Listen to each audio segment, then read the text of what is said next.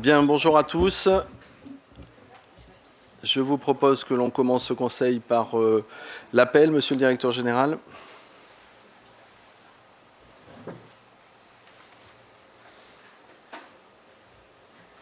Monsieur François Rage. Présent. Monsieur Philippe Métria. Il va arriver. Madame Géraldine Alexandre. Présente. Monsieur Bruno Bournel. Présent. Madame Myriam Delmazur donne procuration à Monsieur Bernard Barasson. Monsieur Yves Cioli. Présent. Madame Mina Perrin. Elle arrive dans 5 minutes. Monsieur Romain Rebello. Madame Audrey Nierga. Présente. Monsieur Richard Passiouto. Présent. Madame Chantal Drodz. Monsieur Bernard Barasson. Madame Evelyne Brun. Présente. Monsieur Didier Zimniac. Madame Incarnation Ruiz. Madame Christine Faure. Madame Ariel Onis. Monsieur Christian Tournadre. Présent. Monsieur Nourdine Hachemi-Lançon. Monsieur Didier Clavel. Madame Florence Joly donne procuration à Madame Chantal Drodz. Madame Virginie Chaderas. Madame Blandine Galliot donne procuration à Monsieur Métria. Monsieur Anthony Mahé donne procuration à Madame Evelyne Brun. Monsieur Youssef Adouche donne procuration à Madame Mina Perrin. Madame Audrey Pétisme. Monsieur Stéphane Herman. Madame Renati Le Paysan donne procuration à Monsieur Christian Fongarnant. Madame Sophie Payen donne procuration à Monsieur Stéphane Herman. Madame Maryse Boste-Vironnois. Monsieur Christian Fongarnant. Monsieur Yves Ramon. Madame Caroline Sadourny. Madame Pascal Faure. Et Monsieur Bruno Bonave donne procuration à Monsieur Ramon. Bien, le quorum étant atteint, nous pouvons ouvrir cette séance du conseil municipal. Il nous faut désigner une secrétaire de séance, un secrétaire de séance. Je propose Madame Chantal Drodz. C'est sur ma feuille. Vous l'acceptez. OK. Et vous dire que la prochaine séance du conseil municipal aura lieu le mardi 30 septembre à 18h30. Voilà. Un ordre du jour aujourd'hui qui est relativement léger. J'espère que nos débats ne nous conduiront pas trop tard vu la chaleur, mais on prendra le temps démocratique nécessaire pour la tenue de ce conseil municipal. Alors on va commencer par adopter le procès-verbal de la séance du conseil municipal du 1er avril 2025. Est-ce que ce procès-verbal appelle des commentaires d'entre vous? Pas de commentaires. Je mets donc aux voix. Des avis contraires, des abstentions. C'est adopté à l'unanimité. Première délibération, première commission, donc la ville éducative inclusive et protectrice, avec des délibérations concernant les tarifs, comme on le fait chaque année. Le rapport numéro 1, c'est Madame Drodz sur le temps de pause méridienne. Merci, Monsieur le maire. Donc, la première délibération concerne le temps de pause méridienne, donc, qui est le repas et l'animation. Donc, on vous propose de ne pas appliquer d'augmentation de tarifs, contrairement à l'augmentation du pouvoir de la vie. Grâce au travail de nos services, grâce au travail qui est fait sur la plateforme et à tous les recherches d'économie. Et autrement, on maintient aussi tout le calcul avec la majoration de 25% et les différentes tranches, les différentes tarifs qui s'appliquent pour les tranches 4 pour le personnel, le CCAS, les établissements publics, les sapeurs-pompiers et tout un tas d'autres points. Merci. Des commentaires sur cette délibération? Pas de souci, pas de commentaires. Des avis contraires, des abstentions, c'est adopté à l'unanimité. Madame Drodz, toujours vous, pour les tarifs des services municipaux périscolaires. Donc sur les tarifs périscolaires, on vous propose de conduire une augmentation de 1% sur les tarifs des services périscolaires, avec toujours comme depuis plusieurs années la majoration de 25% pour les extérieurs sur les tarifs Cournonnet. C'est exactement la même délibération et vous aurez tous les éléments dans vos fichiers. Très bien, des commentaires, ce sera 1%, vous verrez sur les autres délibérations. Pas d'avis contraire, pas d'abstention, c'est adopté à l'unanimité. Et M. Rebello vient d'arriver, on peut le noter présent. Rapport numéro 3, Madame Drodz, la même chose sur le centre d'animation municipale. Eh bien, c'est exactement la même chose. On propose d'appliquer une augmentation de 1% des tarifs du centre d'animation municipale sur les demi-journées sans repas, avec repas, journée sans repas, journée avec repas ou journée mini-séjour. Pas plus de commentaires. Vous voyez qu'on a laissé de toute façon la répartition en 11 tranches pour que ces tarifs soient bien alignés sur les revenus des utilisateurs. Pas d'avis contraire, pas d'abstention. C'est adopté à l'unanimité. Le rapport numéro 4, c'est toujours vous, Madame Drodz, pour l'opération passeur d'images. Donc, on propose de reconduire le partenariat qu'on a avec l'association Sauf qui peut, le court-métrage, qui nous permet de mettre en œuvre des ateliers d'éducation à l'image avec une projection des courts-métrages au cinéma Le Gergovie, d'organiser une soirée à thème au Gergovie suivie d'un débat. Donc, ça doit être au mois de mai, Monsieur Bournel, où il y a eu la conférence débat sur le handicap. Voilà, donc on en refera une cette année. La programmation d'un atelier d'initiation à la vidéo et la projection de 4 films lors de séances de cinéma en plein air. J'en profite pour vous donner le planning de cet été. Donc le 9 juillet, vous aurez au cinéma en plein air à la colloque Un petit truc en plus. Donc c'est le 9 juillet, ça commencera à 21h30 jusqu'à 23h45 de tête. Le 23 juillet, vous aurez King au plan d'eau. Donc King, il faut savoir que c'est en plus un film qui a été tourné des scènes ont été tournées au lycée Descartes et aussi à Vulcania. Donc du coup, on a demandé cette programmation. Elle ne faisait pas partie du catalogue, mais on a pu la voir. Donc j'espère que vous serez nombreux à venir participer à cette séance. Le 6 août, à Richia, on aura Intouchable. Ce film a été choisi par les jeunes, donc avec notre référent jeunesse. Donc on a fait de la participation citoyenne. Et le 20 août, en participation citoyenne via les réseaux des villes, il y aura Léo, la fabuleuse histoire de Léonard de Vinci. Donc maintenant,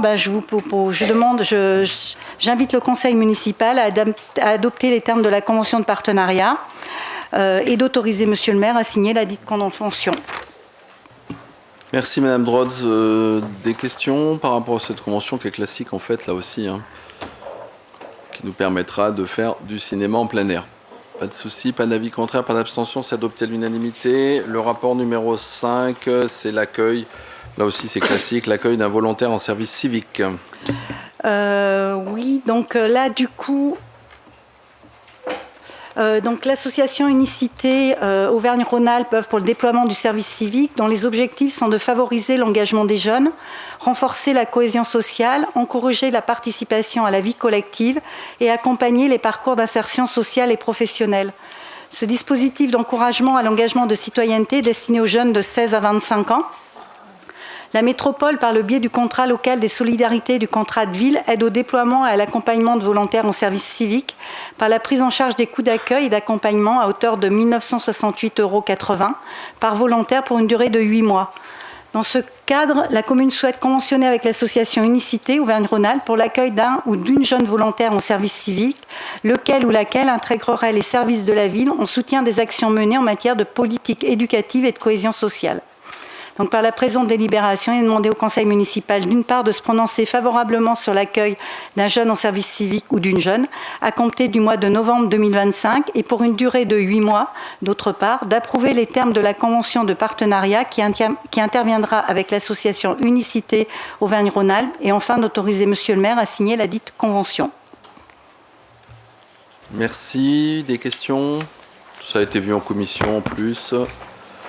Pas de souci, pas d'avis contraire, pas d'abstention, c'est adopté à l'unanimité. Le rapport numéro 7. 6, pardon, excusez-moi, je ferais mieux de mettre mes lunettes. C'est monsieur Rebello, c'est sur le centre d'animation de la vie sociale. Merci monsieur le maire, excusez-moi pour mon retard. comme l'année dernière, nous vous avions présenté cette délibération sur les tarifs qui étaient donc 2024-2025 et nous vous avions expliqué que le centre social était constitué d'un collectif d'usagers qui veillait au bon fonctionnement de la structure et on leur avait confié une mission qui était celle de mettre en place une tarification à destination des adhérents du centre social, notamment sur les sorties à l'extérieur de la commune. Démocratie faisant, ça prend du temps et beaucoup plus de temps que ce que nous pensions parce qu'à ce jour, ils n'ont toujours pas réussi à se mettre d'accord entre le groupe des usagers qui veut la gratuité totale et ceux qui veulent une tarification adaptée basée sur un coefficient familial. Nous, notre rôle, c'est de les accompagner et pas de décider à leur place. Aussi, je vous propose qu'on reconduise les tarifs actuels pour la période 2025-2026 qui constitue attendez, alors que je ne me trompe pas, c'est 1 € par enfant, 2 € par adulte pour l'ensemble des sorties. Donc je vous invite, mesdames et messieurs, à voter sur cette délibération. Très bien, il faut prendre le temps, mais un jour il faudra qu'on arrive, voilà, décision, mais on y arrivera tranquillement, au rythme des citoyens. Alors, des questions? Pas de questions? Des avis contraires, des abstentions? C'est adopté à l'unanimité. Merci beaucoup. Nous changeons de commission, la commission Ville Vivante, avec là aussi des tarifs, hein, c'est la saison. C'est la saison. Et donc, Madame Alexandre, sur les tarifs justement de la saison. Voilà. Voilà, merci Monsieur le maire. Donc nous allons parler un petit peu de la saison culturelle de l'année prochaine. Donc vous pouvez déjà voir, si vous avez été sur les réseaux sociaux, vous avez vu le petit film qui est réalisé par nos services de la communication. Un très joli film qui retrace un petit peu cette saison et qui donne, enfin moi je trouve très envie, sur en plus des spectacles que vous verrez sont très, très engagés. Comme l'année passée et l'année avant, nous avons engagé un travail autour de la saison culturelle. Donc nous avons un certain nombre de spectacles en soirée pour on va dire, les adultes, mais tout public. Et puis une autre partie de spectacles les samedis après-midi à 15h30 suivi d'un goûter. Pour les plus jeunes, c'est le festival Pinmom qui fait sa saison, dans l'objectif toujours d'aller au plus près de nos jeunes sur Cournon et pour les habituer à avoir ce contact avec la culture, avec les salles de spectacle, parce qu'on sait que c'est pas facile d'ouvrir et de pousser la porte d'une salle de spectacle, donc plus on y va tôt, et mieux c'est. Vous allez voir que aussi dans les tarifs, on privilégie aussi nos jeunes, puisqu'on a essayé de faire des tarifs particuliers pour les groupes et pour aussi attirer les scolaires et les collèges et lycées qui ont déjà répondu, parce que pour tout vous dire, on a déjà un spectacle qui est presque complet, qui s'appelle Les filles ne sont pas des poupées des chiffons. Spectacle très engagé, rien que par le nom, je pense que vous pouvez le comprendre. Alors, les tarifs de l'année qui viennent sont des tarifs avec une augmentation, nous appliquons l'augmentation de 1%. Nous avons 3 tarifs. Le tarif A pour... alors, ça va ne concerner qu'un seul spectacle, c'est celui avec Ariane Ascaride. J'espère que je n'ai pas écorché son nom, qui vient pour toucher par les faits. Elle était déjà venue chez nous il y a 2 ans avec un spectacle très fort. Elle revient cette année. Là aussi, elle parlera des femmes et de la carrière des femmes, qui n'est pas toujours évidente. On continue notre engagement. Vous voyez, vous sentez l'engagement de cette année sur on est sur la lutte des genres, ou pas justement pas lutte, mais en tout cas comment vivre ensemble au mieux entre les sexes, sans lutte, mais plutôt avec compassion et écoute. Donc il n'y a que ce spectacle-là qui sera un peu plus cher, c'est le tarif A. Donc on est sur un tarif à 27 €. Il y aura un tarif particulier pour les groupes à 5 €. Pour le tarif B, c'est 20 €. Donc ça, c'est tous les autres spectacles adultes. Et ensuite, nous avons les spectacles des samedis après-midi. Et là, on est sur une tarification à 6 €. Et puis après, nous avons les tarifs aussi du festival qui sont à 6 € aussi. On a juste un spectacle un peu différent. C'est la tarification F, qu'on appelle F, puisque c'est le partenariat avec la ville du Sandre, puisqu'eux aussi ont un festival jeune public au mois d'octobre. Je vous en parle juste après. Et donc, nous avons un conventionnement avec eux. Là, ils ont un tarif différent du nôtre. C'est un tarif à 5 €. Voilà. Eh bien, si vous le permettez, nous allons pouvoir faire rentrer le maximum de gens dans la coloc après avoir voté ces tarifs. Tarifs qui laissent accessible au plus grand nombre pour ces spectacles. Y a-t-il des questions? Monsieur Fangardon. Oui, bonjour. Donc concernant la saison culturelle, donc c'est très bien, mais il va falloir penser notamment à la coloc, au problème de montée de température. Et on a de plus en plus de canicules, et c'est vrai qu'une salle telle que la coloc, actuellement, commence à ne plus être viable. Et je sais bien que la clim, c'est pas une solution, mais une salle de spectacle sans clim, c'est quasiment pas possible. Parce qu'une personne, 400 personnes dans une salle, avec chaque personne qui en moyenne développe à peu près, dégage 70 watts, au bout d'un moment, entre la chaleur et le nombre de personnes à l'intérieur de la salle, c'est tout simplement pas possible. Donc je pense qu'il faudra un jour envisager qu'il y ait au moins une salle à Cournon. La coloc, ça paraît le plus logique, mais une salle où il y a un système de climatisation qui n'amène pas la température à 23 comme à certains endroits, mais ne serait-ce qu'amène la température à 28 sur quelques heures par an, parce que ça va être quelques dizaines d'heures par an, ça ne sera pas énormément utilisé, mais je pense qu'il faut qu'on anticiper sur l'avenir, parce que cette salle sera plus utilisable. Ou alors, après, si on décide de ne pas climatiser, il faudra dire à partir de tel seuil de température, c'est des décisions qui seront prises, je pense, au niveau national dans les années à venir, mais on devrait l'anticiper. À partir de telle température, c'est plus viable, c'est dangereux, donc on arrête. On commence à voir qu'à certains endroits, c'est le cas, notamment dans des écoles, où ils commencent à fermer les établissements. On parle peut-être d'ouvrir les écoles jusqu'au 15 juillet, mais c'est strictement impossible actuellement. Donc ça se trouve, à partir du 15 juin, certaines années, ça sera plus viable. Donc au moins une salle pour non pas mettre 23 degrés dans la salle, mais peut-être 28, où c'est supportable. Là, a priori, les derniers spectacles, on était à 34-35 en haut et 33 sur la scène. Voilà, c'est des températures relevées que j'ai relevées un jour, on avait fait un concert. Et voilà.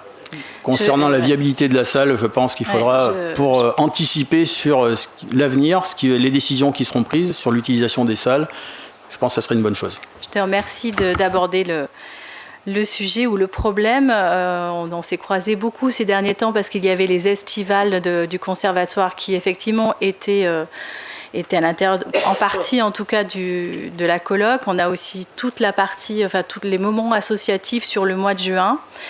On savait qu'un jour ça poserait un problème. Quand la salle a été faite et réfléchie il y a plus de 15 ans maintenant, il n'avait pas pris la mesure du changement climatique. Et effectivement, il n'a pas été mis de clim à l'intérieur de cette salle. Cette salle qui en plus souffre énormément de cette grande verrière je me tourne vers Hélène Donat, qui est formidablement belle, en tout cas qui donne une belle impression, mais qui est un vrai four pour les gens qui sont à l'intérieur, parce qu'aucun système d'aération n'avait été envisagé.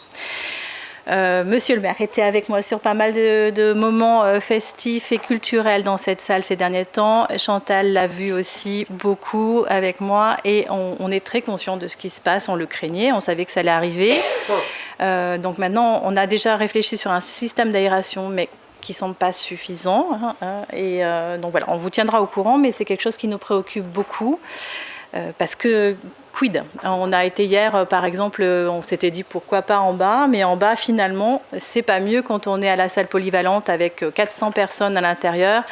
Il fait la même chaleur dès qu'il y a un peu de focus, je ne trouve jamais le mot en français, mais dès qu'il y a les projecteurs, dès qu'il y a du monde sur scène, dès qu'il y a du monde dans les gradins, la température monte vite et il faudrait évacuer l'humidité en plus, due à la respiration et aux êtres humains. Voilà, donc on ne peut pas vous donner de solution aujourd'hui, on est conscient du problème parce que ça, en plus, ça peut impacter complètement notre vie associative, ça peut impacter notre vie culturelle.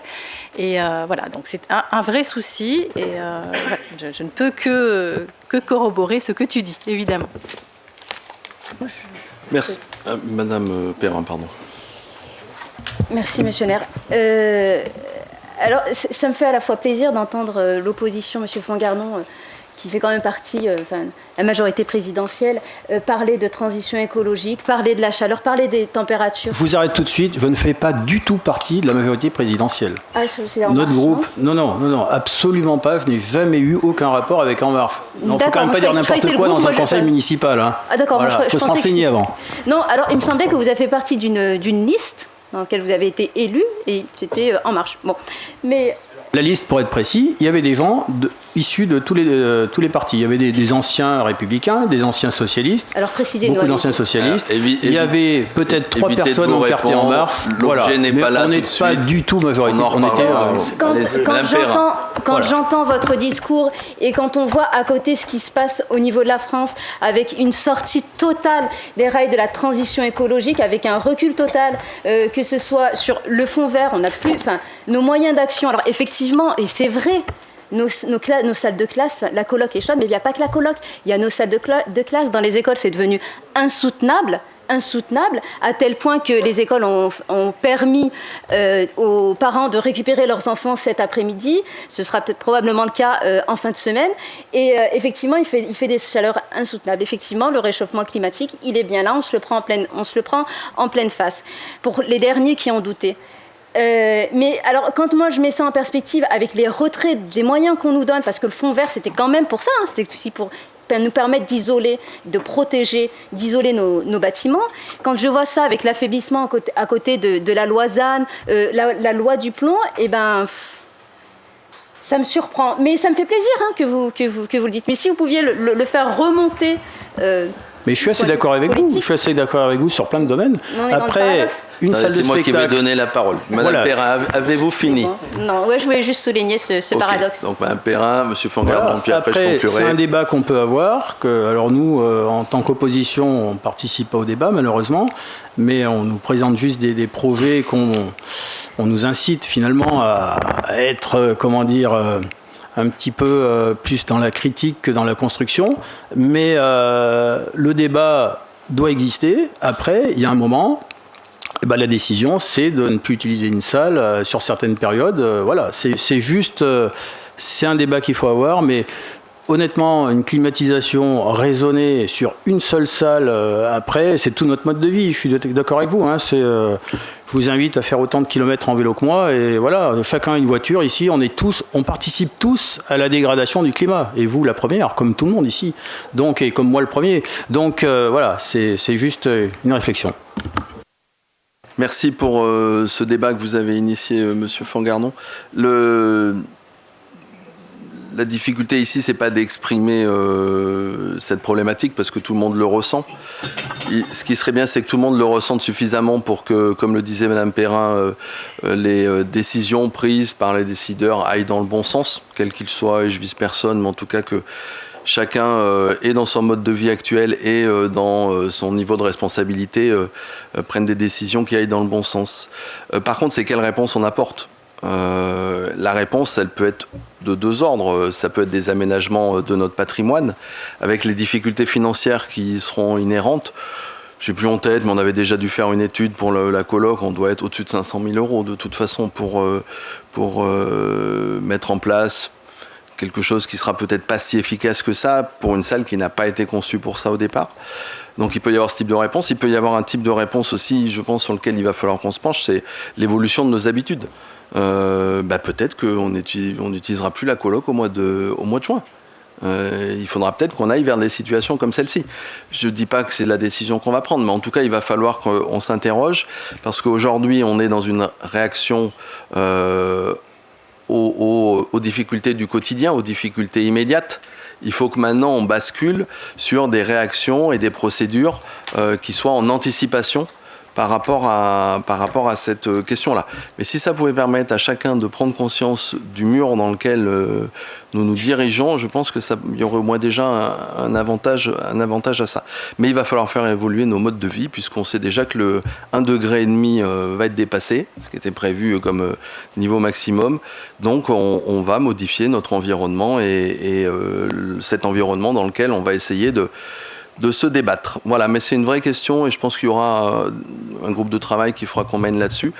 parce que ça concerne les équipements culturels, ça concerne aussi les scolaires, même si depuis de très nombreuses années, et je rends hommage à mon prédécesseur qui avait déjà entamé des réflexions sur les bâtiments scolaires en changeant les huisseries, en travaillant sur la question de l'énergie, mais nous aussi avec les végétalisations des cours d'école. Je crois que voilà, ça prend tout son sens aujourd'hui. J'ai pu assister, je crois que Christian est passé juste après moi à la journée du basket dimanche. Pour la première fois, après avoir rénové le gymnase Gardé, il faisait nettement meilleur, enfin il faisait toujours chaud, mais c'était complètement supportable à l'intérieur du gymnase, alors que devant, avec l'enrobé, c'était absolument, c'était guère vivable. Donc on s'aperçoit qu'il y a des effets, mais ça demande des moyens financiers considérables. Donc il faudra trouver le juste équilibre entre les moyens financiers qu'on pourra mettre, surtout si on n'est pas aidé par l'État et si le fonds vert n'est pas à la hauteur de ce qu'il faudrait, et une modification une évolution en tout cas de notre mode de vie et de nos programmations. Enfin, c'est un très joli débat qu'on pourra mener dans les semaines et les mois à venir. Alors du coup, je ne sais plus si j'ai fait voter la délibération. Non, c'est sur les tarifs. Donc, est-ce qu'il y a des avis contraires sur cette délibération?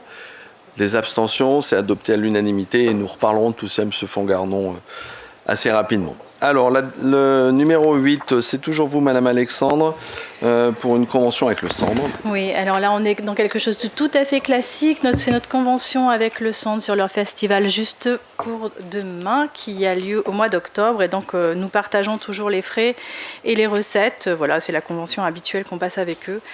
Ce sera un très joli spectacle qui a été choisi par nos services. Très bien, pas de souci, je suppose. Allez, on continue notre partenariat avec le Centre. Pas d'avis contraire, pas d'abstention, c'est adopté l'unanimité. Le suivant, c'est nouveau, c'est une convention avec le 92e. Oui, on essaye de faire le maximum de conventionnement avec différents partenaires pour avoir des tarifs préférentiels avec eux pour entrer dans nos établissements culturels. Donc ici, il s'agit du 92e régiment qui est d'ailleurs travaille avec nous, enfin en tout cas vient sur certaines commémorations. Donc il nous semblait tout à fait logique de continuer ce partenariat un peu plus loin. Voilà, donc ils nous accompagnent aussi sur la culture, ils relaieront nos événements et nous leur ferons des tarifs particuliers.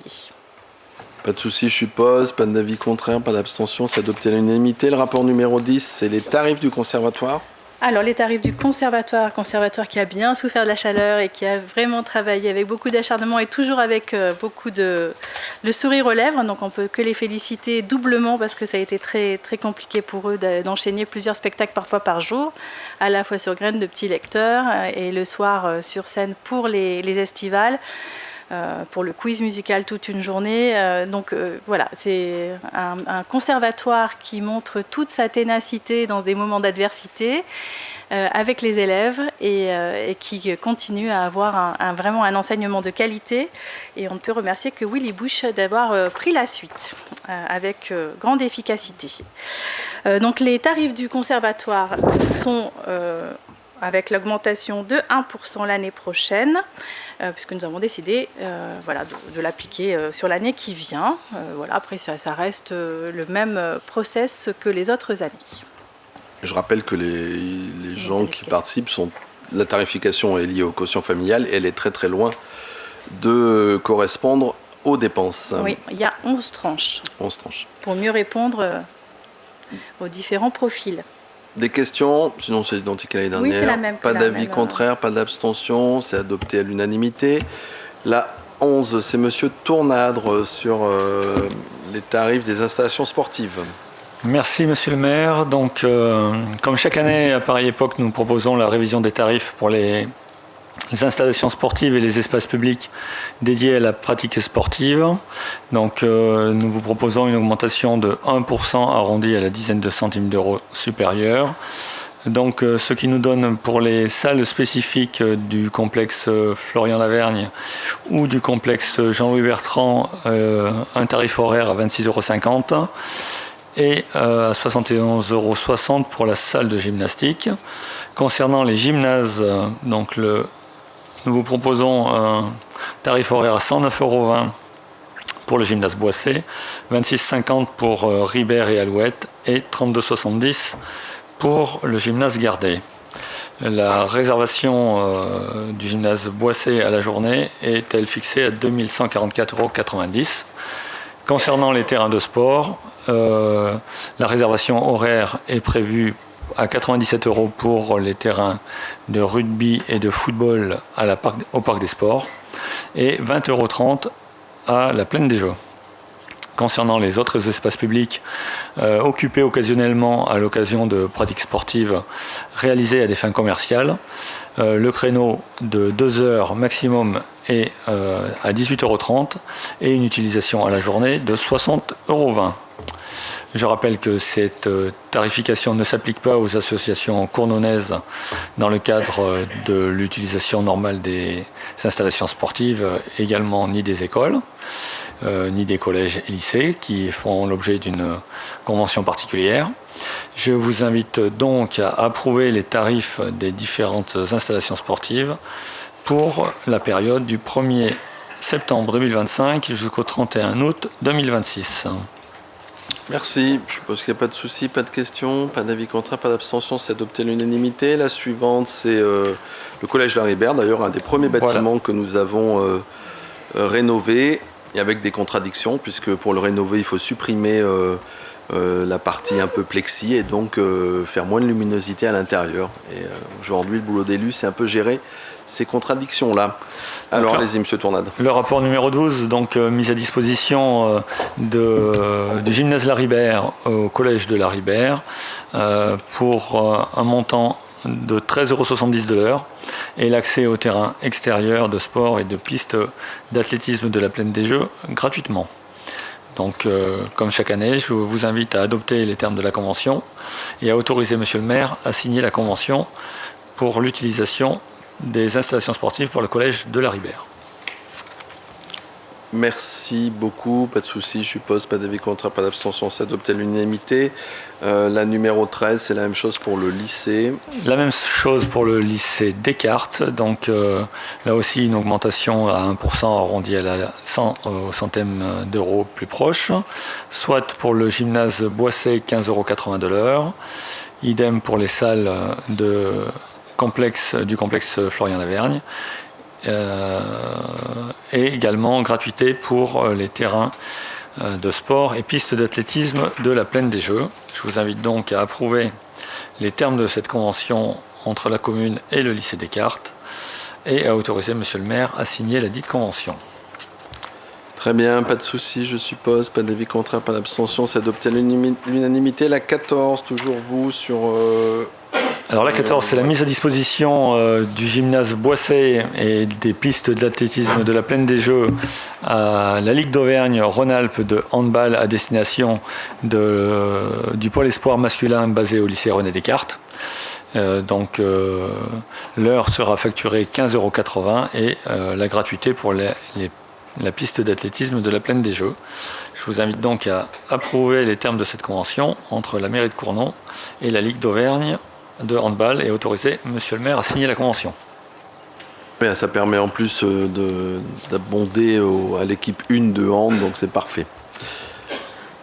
Pas de soucis, pas d'avis contraint, pas d'abstention, c'est adopté à l'unanimité. La 15, c'est des subventions exceptionnelles, pour les 3 suivantes. Alors, je vous propose donc que la commune verse une subvention exceptionnelle d'un montant de 1 500 € à l'association Football Club Cournon d'Auvergne afin de contribuer financièrement aux frais engagés par celle-ci pour le développement de la pratique féminine avec la création de plusieurs équipes de jeunes féminines, notamment des U13 et U15, et la mise en place des entraînements et des matchs chaque week-end. Cette subvention permettra également l'achat de matériel et l'encadrement et les déplacements. Je vous invite donc à approuver le versement de cette subvention exceptionnelle de 1 500 € au Football Club de Cournon d'Auvergne. Merci, ça permet, l'accompagnement de la collectivité doit permettre aussi d'infléchir quelques politiques et les aligner sur notre volonté que le sport féminin soit traité de la même façon que le sport masculin, et ça en fait partie. Pas de soucis, pas d'avis contraire, pas d'abstention, c'est adopté à l'unanimité. Toujours une subvention exceptionnelle. Alors cette fois-ci pour l'association sportive Athlétisme Club de Cournon d'Auvergne, donc c'est une participation à un investissement en lien avec un tapis de protection pour le tapis de saut en hauteur, un tapis dit anti-pointe. Donc je vous propose une subvention exceptionnelle d'un montant de 500 € pour participer à cet investissement. Et je vous invite donc à approuver le versement de cette subvention exceptionnelle de 500 € à la CCA pour contribuer à cet achat. Pas de souci, pas d'avis contraire, pas d'abstention, c'est adopté à l'unanimité. Et puissance 3 maintenant. Et donc, délibération numéro 17, subvention exceptionnelle à l'association sportive Puissance 3. Donc, Puissance 3 est le club de triathlon. Et la proposition qui vous est faite, c'est de contribuer financièrement aux frais engagés par celle-ci pour l'encadrement de ses adhérents, dont le nombre est en forte augmentation avec l'embauche d'un éducateur professionnel. Donc j'invite donc le conseil municipal à approuver le versement de cette subvention exceptionnelle de 500 € à l'association Puissance 3. Et avec une ouverture aux plus jeunes. Je ne savais pas qu'on pouvait faire du triathlon quand on est jeune. Enfin voilà, enfant, ado. J'ai découvert ça et c'est très intéressant. C'est les plus petites distances en fait, oui c'est ça. Oui. Pas de questions, pas d'avis contraire, pas d'abstention. C'est adopté à l'unanimité. La suivante, c'est Monsieur Zimniak sur une convention d'objectifs avec l'association des familles. Voilà, c'est une délibération aussi classique. Donc vous savez que la loi impose les collectivités à établir des contrats d'objectifs avec les associations pour lesquelles nous donnons une subvention d'un montant supérieur ou égal à 23 000 €. Et donc c'est le cas pour l'association des familles qui bénéficie du soutien matériel et humain et reçoit de la ville de Cournon donc une subvention de 23 000 €.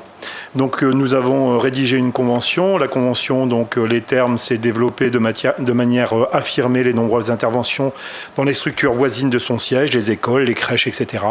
De participer à diverses manifestations organisées par la ville de la ville de Cournon, de faire apparaître le logo de la ville de Cournon sur ces différents documents, de satisfaire aux demandes budgétaires et comptables demandées par la ville de Cournon concernant l'utilisation des subventions reçues et les moyens mis à disposition. Et enfin de transmettre à la ville donc, les procès-verbaux des assemblées générales, des conseils d'administration, ainsi que toutes les modifications des statuts et des compositions des organes dirigeants de l'association. Nous avons participé avec Monsieur le maire dernièrement à l'Assemblée générale, comme on le fait chaque année. C'est une association qui est vraiment avec beaucoup d'adhérents, qui est très présente sur la ville de Cournon et que l'on soutient depuis longtemps et qui nous apporte vraiment beaucoup de joie et de bonheur. Donc on vous précise que cette convention sera établie sur une durée d'1 an renouvelable 3 fois par tacite reconduction. Et dans son cadre, il vous appartient de vous prononcer donc sur la convention et donc d'approuver les termes de la convention et d'autoriser Monsieur le maire à signer cette dite convention. Merci Monsieur Zimniak. Des questions? Je vous rappelle juste que cette association aussi porte administrativement la ludothèque. Et d'ailleurs, sur la photo, on voit la ludothécaire au milieu. On est une des rares villes en Auvergne à avoir une ludothèque pilotée par une ludothécaire, avec un nombre de jeux considérable et surtout un lien avec le quartier et les animations de la ville qui est assez intense et assez extraordinaire. Et c'est un vrai outil. Et maintenant, quand je parle des outils culturels, cinéma, colloques, Zénith, BD Singe, conservatoire, médiathèque, je rajoute aussi la ludothèque parce que c'est un acteur du lien social et de la découverte de jeux et donc du partage d'émotions qu'on peut avoir en jouant. Pas de souci, pas d'avis contraire, pas d'abstention. Eh bien, nous pourrons donc signer cette convention d'objectifs avec l'association des familles. Nous allons passer à la commission suivante. J'ai l'impression que tout le monde s'est réservé pour votre commission, Monsieur Maitria. Qui est très en forme. Qui est très en forme. Alors, on tourne à chaque fois sur... Alors, la première, c'est la 19, aménagement du territoire. C'est une désaffection par la CAM d'une partie du domaine public. Alors, donc, vous allez avoir 5 délibérations de suite qui concernent le cœur de ville, qui ont une certaine... Enfin, elles sont présentées parce qu'il y a une chronologie un petit peu, vous verrez dans les délibérations. Donc, la première, c'est... à l'issue, là, pour les ventes des terrains, à l'issue des bornages du géomètre, il s'avère que Il y a une petite approximation qui a été faite, donc il faut récupérer quelques mètres carrés pour avoir un alignement exact d'un des bâtiments, enfin des deux bâtiments. Donc vous avez sur le lot, je ne sais pas si on le voit ici, voilà, sur le lot nord-ouest, donc c'est le petit trait qui est en rouge, ça représente 2 mètres carrés. Et après sur la partie de l'autre côté, sur le lot ouest, c'est en fait on le voit très peu, c'est l'alignement en fait sur toute la longueur du bâtiment qui représente 10 mètres carrés. Là c'est quelques centimètres sur toute la longueur pour que les bâtiments et les parcelles soient bien alignés. Donc il faut qu'on procède, qu'on donne notre avis pour que la métropole puisse désaffecter ces parcelles. Et une fois que la métropole aura pris cette délibération, on pourra procéder au déclassement de ces parcelles et les céder aux 2 promoteurs qui doivent construire ces bâtiments. Voilà, histoire que les alignements des bâtiments et que les codes des géomètres soient vraiment parfaites. Voilà.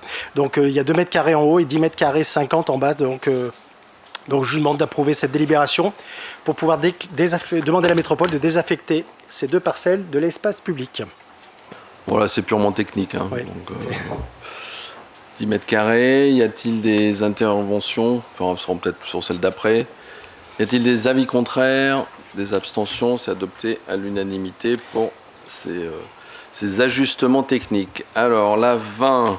c'est un peu la même chose. C'est ça. Là, on est dans la deuxième partie de la procédure. Donc, il y a quelques temps, je ne sais pas si vous vous souvenez, on avait voté, demandé à la métropole de désaffecter une parcelle, alors là, qui se trouve plutôt où il y avait l'auto-école et le photographe, là où il va se construire un des bâtiments. Donc, il y a le bâtiment pour une question d'alignement avec l'urbaniste qui a dessiné la place et tout ça. Il était nécessaire de céder un bout de l'espace public. Donc, on avait procédé, la métropole a procédé en date du 19 mai 2025 à la désaffectation de l'espace public de cette emprise. Donc maintenant qu'elle est désaffectée, je vous demande de prendre ces délibérations pour pouvoir procéder à son déclassement du domaine public en vue de la céder au promoteur qui sera concerné par ce lot à construire. C'est donc une suite de délibérations. Hein. Technique aussi, pas de souci, pas d'avis contraire, pas d'abstention, c'est adopté à l'unanimité. La 21. Donc du coup, maintenant que toutes ces parcelles, on a fini de faire bien le net avec ces parcelles. Nous allons avoir des délibérations là, qui vont concerner plus maintenant la cession des parcelles aux promoteurs qui vont construire les bâtiments, que ce soit le commerce ou le logement ou l'activité. Donc cette première délibération, c'est un avenant à une convention qu'on avait signée avec l'EPF Auvergne qui a fait une bonne partie du portage de ces biens du foncier du cœur de ville pour le compte de la commune de Condom d'Auvergne. Donc on avait pris plusieurs délibérations pour encadrer ce portage en termes de périmètre, en termes de portage financier. Et aujourd'hui, par délibération du 2 juillet, on avait attribué la vente des lots à un groupement qui s'est constitué autour de Nexity, Auvergne Habitat, Épure, Marcillon, Thuillier, Architecte et BET Terreao. Et donc, pour faciliter un petit peu ces ventes à des promoteurs, par cet avenant à l'EPF Auvergne, en fait, cet avenant, c'est pour permettre à l'EPF Auvergne de pouvoir vendre directement aux promoteurs les parcelles qu'il a achetées pour le compte de la commune, sans avoir à ce qu'on les rachète et qu'on les revende aux opérateurs pour éviter d'avoir des successions, on va dire, d'actes notariés. Donc voilà, ce qui faciliterait un petit peu les échanges. Donc voilà, c'est une convention technique que nous demande de prendre l'EPF Auvergne, cet avenant, pour qu'ils puissent vendre pour nous directement aux promoteurs, au groupement, les parcelles qu'ils ont achetées directement pour nous. Très bien, ça sera en lien avec la délibération 22 sur la cession des 5 lots. Y a-t-il des interventions sur celle-là? Monsieur Ramon? Sur cette délibération, nous voterons contre et nous expliquerons notre vote lors de la prochaine délibération qui suit. Très bien. Donc du coup des votes contre, 4, des abstentions, c'est adopté, je vous remercie. Et donc celle du rapport numéro 22 qui permettra votre expression sur ces délibérations. Donc là, c'est la délibération alors, ces délibérations, je vous repasse toutes les délibérations qui ont amené à cette délibération, la création de l'ASAC, le choix du groupement, enfin tout ce qui s'est passé, pour en venir. Voilà. Donc en fait, maintenant qu'on a pris cette délibération qui permet à l'EPF Auvergne de vendre une partie des parcelles et nous dans une partie en direct, vous avez dans le premier petit tableau, c'est la répartition sur chaque lot qui vont être les acquéreurs. Donc vous avez par exemple sur le lot Gimel, c'est Auvergne Habitat qui va l'acquérir pour une somme de 132 138 €. Sur le lot Nord-Ouest, vous avez Auvergne Habitat qui va l'acquérir pour une somme de 120 558 €. Sur le lot Ouest, c'est Nexity qui va l'acquérir pour une somme de 500 000 €. Sur le lot Sud-Ouest, donc là c'est un lot qui va être acquis par Auvergne Habitat pour la somme de 70 530 €. Et après, sur le lot Est, vous avez deux acquéreurs. Une partie qui va être acquise par Épure pour la somme de 187 700 et une partie qui va être acquise par Auvergne Habitat pour la somme de 89 074 €, ce qui représente un montant total de 1 100 000 € de vente à ce groupement. Du coup, c'est juste pour vous expliquer un petit peu comment on arrive à ce chiffre de 1 100 000. Il y avait d'abord eu une estimation qui avait été faite qui était plus élevée, qui était autour de 1,8 million de ventes de foncier. Il s'avère qu'en fait, au lieu de vendre 6 lots de la ZAC République, on n'en vend que 5, ce qui réduit de 500 mètres carrés à peu près un des lots. Je vous rappelle, le lot qui n'est pas vendu, c'est le lot de la Bougnate. Aujourd'hui, le prix de cession, il résulte d'une mise en concurrence de 3 équipes qui ont été retenues pour un deuxième tour qui s'est opéré, où ils ont présenté le projet du cœur de ville pour être le plus cohérent possible et avec la meilleure offre financière. Donc le cabinet qui a été retenu, le groupement qui a été retenu, c'est celui qui a fait la meilleure offre financière, même s'il n'était pas forcément à la hauteur de ce qu'on pouvait attendre en première estimation. Et qui a aussi proposé le projet le plus cohérent pour répondre à toutes les attentes du cœur de ville en termes de commerce, d'activité et en termes de logement et de mixité de logement. Ce groupement est lié, ça veut dire que si un fait défaut, les autres doivent se débrouiller pour trouver quelqu'un pour le remplacer ou doivent suppléer à la construction du lot qui leur incombe à chacun. Alors, une fois que le groupement a été retenu, on a travaillé avec eux. Il y a eu plusieurs sessions de travail. Ces sessions de travail, on a imposé des contraintes au cahier des charges. Pour le cahier des charges, il y avait pas mal de contraintes déjà. On en a rajouté quelques-unes. Entre autres, il y avait la complexité du programmatique du lot Gimel, qui est un lot qui est en construction-réhabilitation. Donc il y a un lot qui est un peu plus compliqué à construire, un peu plus coûteux. Il y a des prescriptions qui ont été émises de manière un peu, on va dire, marquée par l'architecte des bâtiments de France pour pouvoir respecter un urbanisme cohérent avec le fait que le cœur de ville est raccroché au centre historique. Et il y a eu des obligations environnementales marquées. Alors, on voit ces jours-ci que les obligations environnementales ont peut-être une nécessité si on veut que les commerces, les habitants et les locaux d'activité puissent être quand même assez confortables à utiliser. Et dans la programmation, il y avait aussi la demande de faire 50% de logements accessibles et des commerces en rez-de-chaussée. À l'issue de tout ce travail et de tous ces éléments, et pour que les enjeux programmatiques, architecturaux, urbanistiques et surtout que l'équilibre économique des opérations puisse se réaliser, nous sommes arrivés à ce prix de 1 100 000 € de cession à ce groupement. Donc je vous avais fait ce que chacun allait payer. Vous avez après la répartition par lot avec la quote-part de chaque masse. Là, dans ce tableau, vous avez la répartition sur chaque lot, qui est l'acquéreur, Auvergne Habitat, Nexity ou Épurin, et après, qui sont les propriétaires. Parce que vous apercevez que sur ces parcelles, tantôt, et même sur toutes les parcelles à part une seule, on est copropriétaire, c'est-à-dire que l'EPF en a acquis une partie de ces parcelles en direct pour le compte de la commune, et la commune en était propriétaire déjà de certaines. Donc vous avez la répartition de quelle somme va aller à la commune, quelle somme va aller à l'EPF Auvergne sur chaque lot, ce qui fait qu'à la fin, sur ce prix de cession de 1 100 000 €, il va se décomposer en deux parties. Il y aura 484 603 € et 14 centimes qui seront versés à la commune de Courneuve d'Auvergne par le groupement et 615 396 € et 86 centimes qui seront versés directement à l'EPF Auvergne suite à la convention qu'on a prise avant pour qu'ils puissent vendre directement ces parcelles aux promoteurs. Voilà, monsieur le maire, pour cette délibération qui fixe en gros le prix de vente au groupement de constructeurs. Clôturera la question du foncier sur cette phase 1 de la ZAC Cœur de Ville. Alors, du coup, monsieur Ramon. Merci, monsieur Rage. Cette délibération, nous la trouvons insincère. Insincère, d'abord parce que nous la trouvons factice, et nous la trouvons hypocrite. Pourquoi est-elle factice? La surface des lots vendus, vous nous annoncez 6 144 Or, nous avons repris les numéros de cadastre présentés en commission. Nous arrivons à 7 756 mètres carrés, ce qui fait un écart en diminution de 1 500 que vous présentez ici. Ensuite, le Logimel représente 617 mètres carrés. Le lot nord-ouest, 808. Le lot ouest, 3006. Le lot sud-ouest, 2264. Et le lot 1061, soit un total de 7 756. D'autre part, les numéros de parcelles du lot nord-ouest présentés en commission ont changé. Et vous ne l'avez pas rectifié dans la délibération. Deuxièmement, je vous dis qu'elle est hypocrite parce que la commune vendrait des terrains à bâtir 141 € le mètre carré, alors que le prix se situe à 200 € le mètre carré.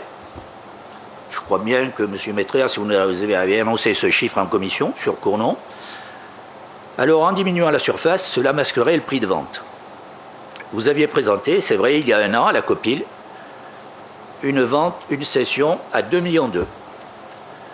Alors, c'est vrai, vous trouvez tout un tas de contraintes, cahiers des charges, des bâtiments de France, etc. Face à cela, nous disons aux Cournonnais que les promoteurs achètent à un prix dérisoire des terrains viabilisés, des terrains purgés de fouilles archéologiques, ce qui représenterait pour un promoteur peut-être 600 ou 700 000 €, et ça, payé par nos impôts. Exonérés de taxes d'aménagement, en raison de la ZAC, ce qui représenterait une somme de 220 000 €, dont la moitié, 110 000, reviendrait à la commune. L'équivalent de la subvention d'équilibre pour le cinéma, par exemple. Bénéficiant de l'opération d'aménagement de la ZAC pour le coefficient de biotope et la plantation des arbres, puisque c'est la ZAC qui porte le biotope. Auvergne Habitat va bénéficier aussi de la double réduction des places de stationnement, d'une part en tant que bailleur social, et deuxièmement, proche d'une desserte par bus. Les domaines, vous l'avez dit, avaient estimé à 1,8 million. Je vous cite, c'est ce que vous avez dit d'ailleurs en commission. Alors, compte tenu de cette insincérité, nous demandons le retrait de cette délibération et nous demandons le report au Conseil du 30 septembre avec les vraies surfaces, les vrais numéros de cadastre pour la transparence vis-à-vis des Cournonnais. Bien. Monsieur Maître... d'autres interventions, pardon. Après, Monsieur Maître, une première réponse sur ces... Alors, sur les surfaces, en fait, parce qu'en fait, vous avez pris les surfaces cadastrales, mais en fait, dans ces surfaces cadastrales, il y en a une partie de ces surfaces, à chaque fois, qui reste en espace public. C'est des bouts de place, c'est des bouts de... Voilà. Donc, c'est... voilà. Alors après, ce qu'on peut faire, je vous rassure, calculer ces surfaces au mètre carré entre ce qu'a acheté le PF Auvergne, ce qu'a acheté la commune, c'est quelque chose de très compliqué. Moi, j'avoue clairement, je fais une confiance totale au service foncier qui s'est rapproché de l'EPF Auvergne, qui a fait les calculs des surfaces avec savoir quel mètre carré était en espace public, quel mètre carré était en construction, à quel promoteur, qui l'a acheté, avec, je veux dire, permettez-nous de faire confiance au service de la ville, qui, à mon avis, sont vraiment au service de la ville et n'ont pas essayé d'escroquer la ville ou de faire qu'on l'aurait vendu moins cher, ainsi de suite, ou quoi que ce soit. Les surfaces, elles sont bien réelles, c'est 6144 mètres carrés qui sont vendus aux promoteurs. Il y a une partie de ces parcelles, en effet, qui reste dans le domaine public. C'est des bouts de place, c'est des bouts de trottoir, c'est des bouts d'allées de la promenade, enfin, voilà. Donc la parcelle, vous pouvez être sûr que ce qui est vendu aux promoteurs, c'est 6144 mètres carrés de lots qui vont être privatisés et qui vont être construits. Pour ce qui est de la taxe d'aménagement, oui, ça c'est malheureusement on n'a pas le choix, on est dans une ZAC, donc on ne touche pas à la taxe d'aménagement. En fait, on n'a pas fait le choix d'une ZAC pour se dire, tiens, ça va empêcher aux promoteurs de verser la taxe d'aménagement, comme ça ils feront un peu plus d'argent. On a choisi le principe d'une ZAC parce que la ZAC, c'est un vrai outil pour construire un projet d'aménagement public. Parce que la ZAC, elle permet, par exemple, ça paraît bête, mais elle permet, à un moment donné, il s'est avéré qu'on s'en est servi qu'une seule fois, mais elle permet d'avoir une DUP, elle permet de pouvoir aller jusqu'à l'expropriation, elle permet de isoler l'opération pour que justement, financièrement, on puisse constater à la fin ce qu'elle a vraiment coûté en termes de recettes, en termes de dépenses. Elle n'est pas noyée dans les lignes du budget, on aurait noyé le foncier dans le foncier, une partie on l'aurait noyé dans la voirie, une fois, voilà.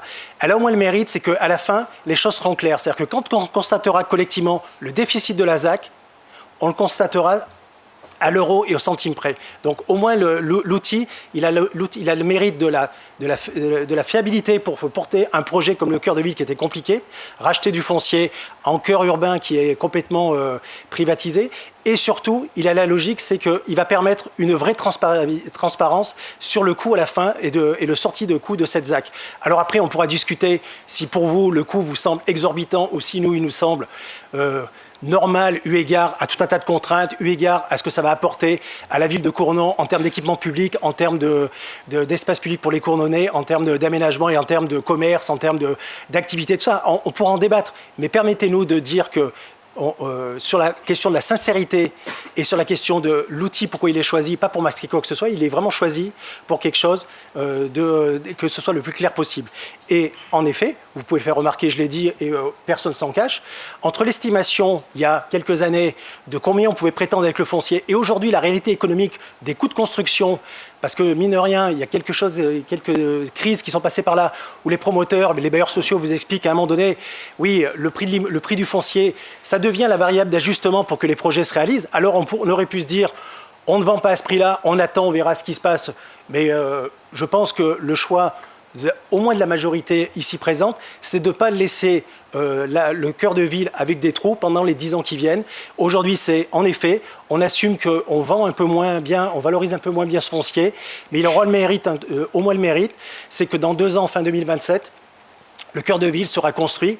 Et en étant passé par un outil, comme je vous le rappelle, parce que des fois les gens se demandent pourquoi un outil d'avoir choisi un groupement, c'est qu'ils sont solidaires entre eux. Ça veut dire que s'il y en a un qui fait défaut pour quelque raison que ce soit, les autres doivent assumer la construction de son lot ou trouver un opérateur qui va construire son lot. Donc ça aussi, ça a un coût dans le calcul du foncier parce qu'à un moment donné, vous expliquez à Nexity qui achète un terrain qu'il est caution du projet de Épure qui est de l'autre côté, il est caution du projet de Auvergne Habitat qui est en face, donc tout le monde est caution solidaire. Et quand on est caution solidaire de quelque chose, à un moment donné, c'est comment dirons-nous, c'est un risque supplémentaire et donc ces risques supplémentaires, en effet, tout ça mis bout à bout, plus les contraintes environnementales, plus tout ce que je vous ai expliqué, en effet, on arrive à un prix de 1,1 million. On peut considérer qu'on aurait préféré le vendre beaucoup plus, mais aujourd'hui, c'est le prix actuel en 2025, aujourd'hui, pour que le projet se réalise. Merci, Monsieur Métria. Monsieur Hermand. Merci, Monsieur le maire. Moi, j'avais juste besoin d'une précision. Vous nous indiquez dans cette délibération que le prix de cession global entre le PF Auvergne et puis la ville sera d'1,1 million.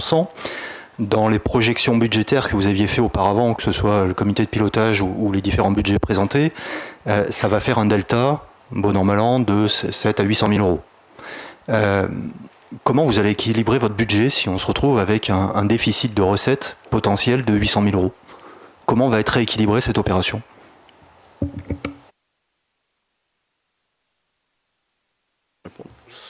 Je vais répondre en même temps à votre question parce qu'elle est plus globale que le simple cœur de ville.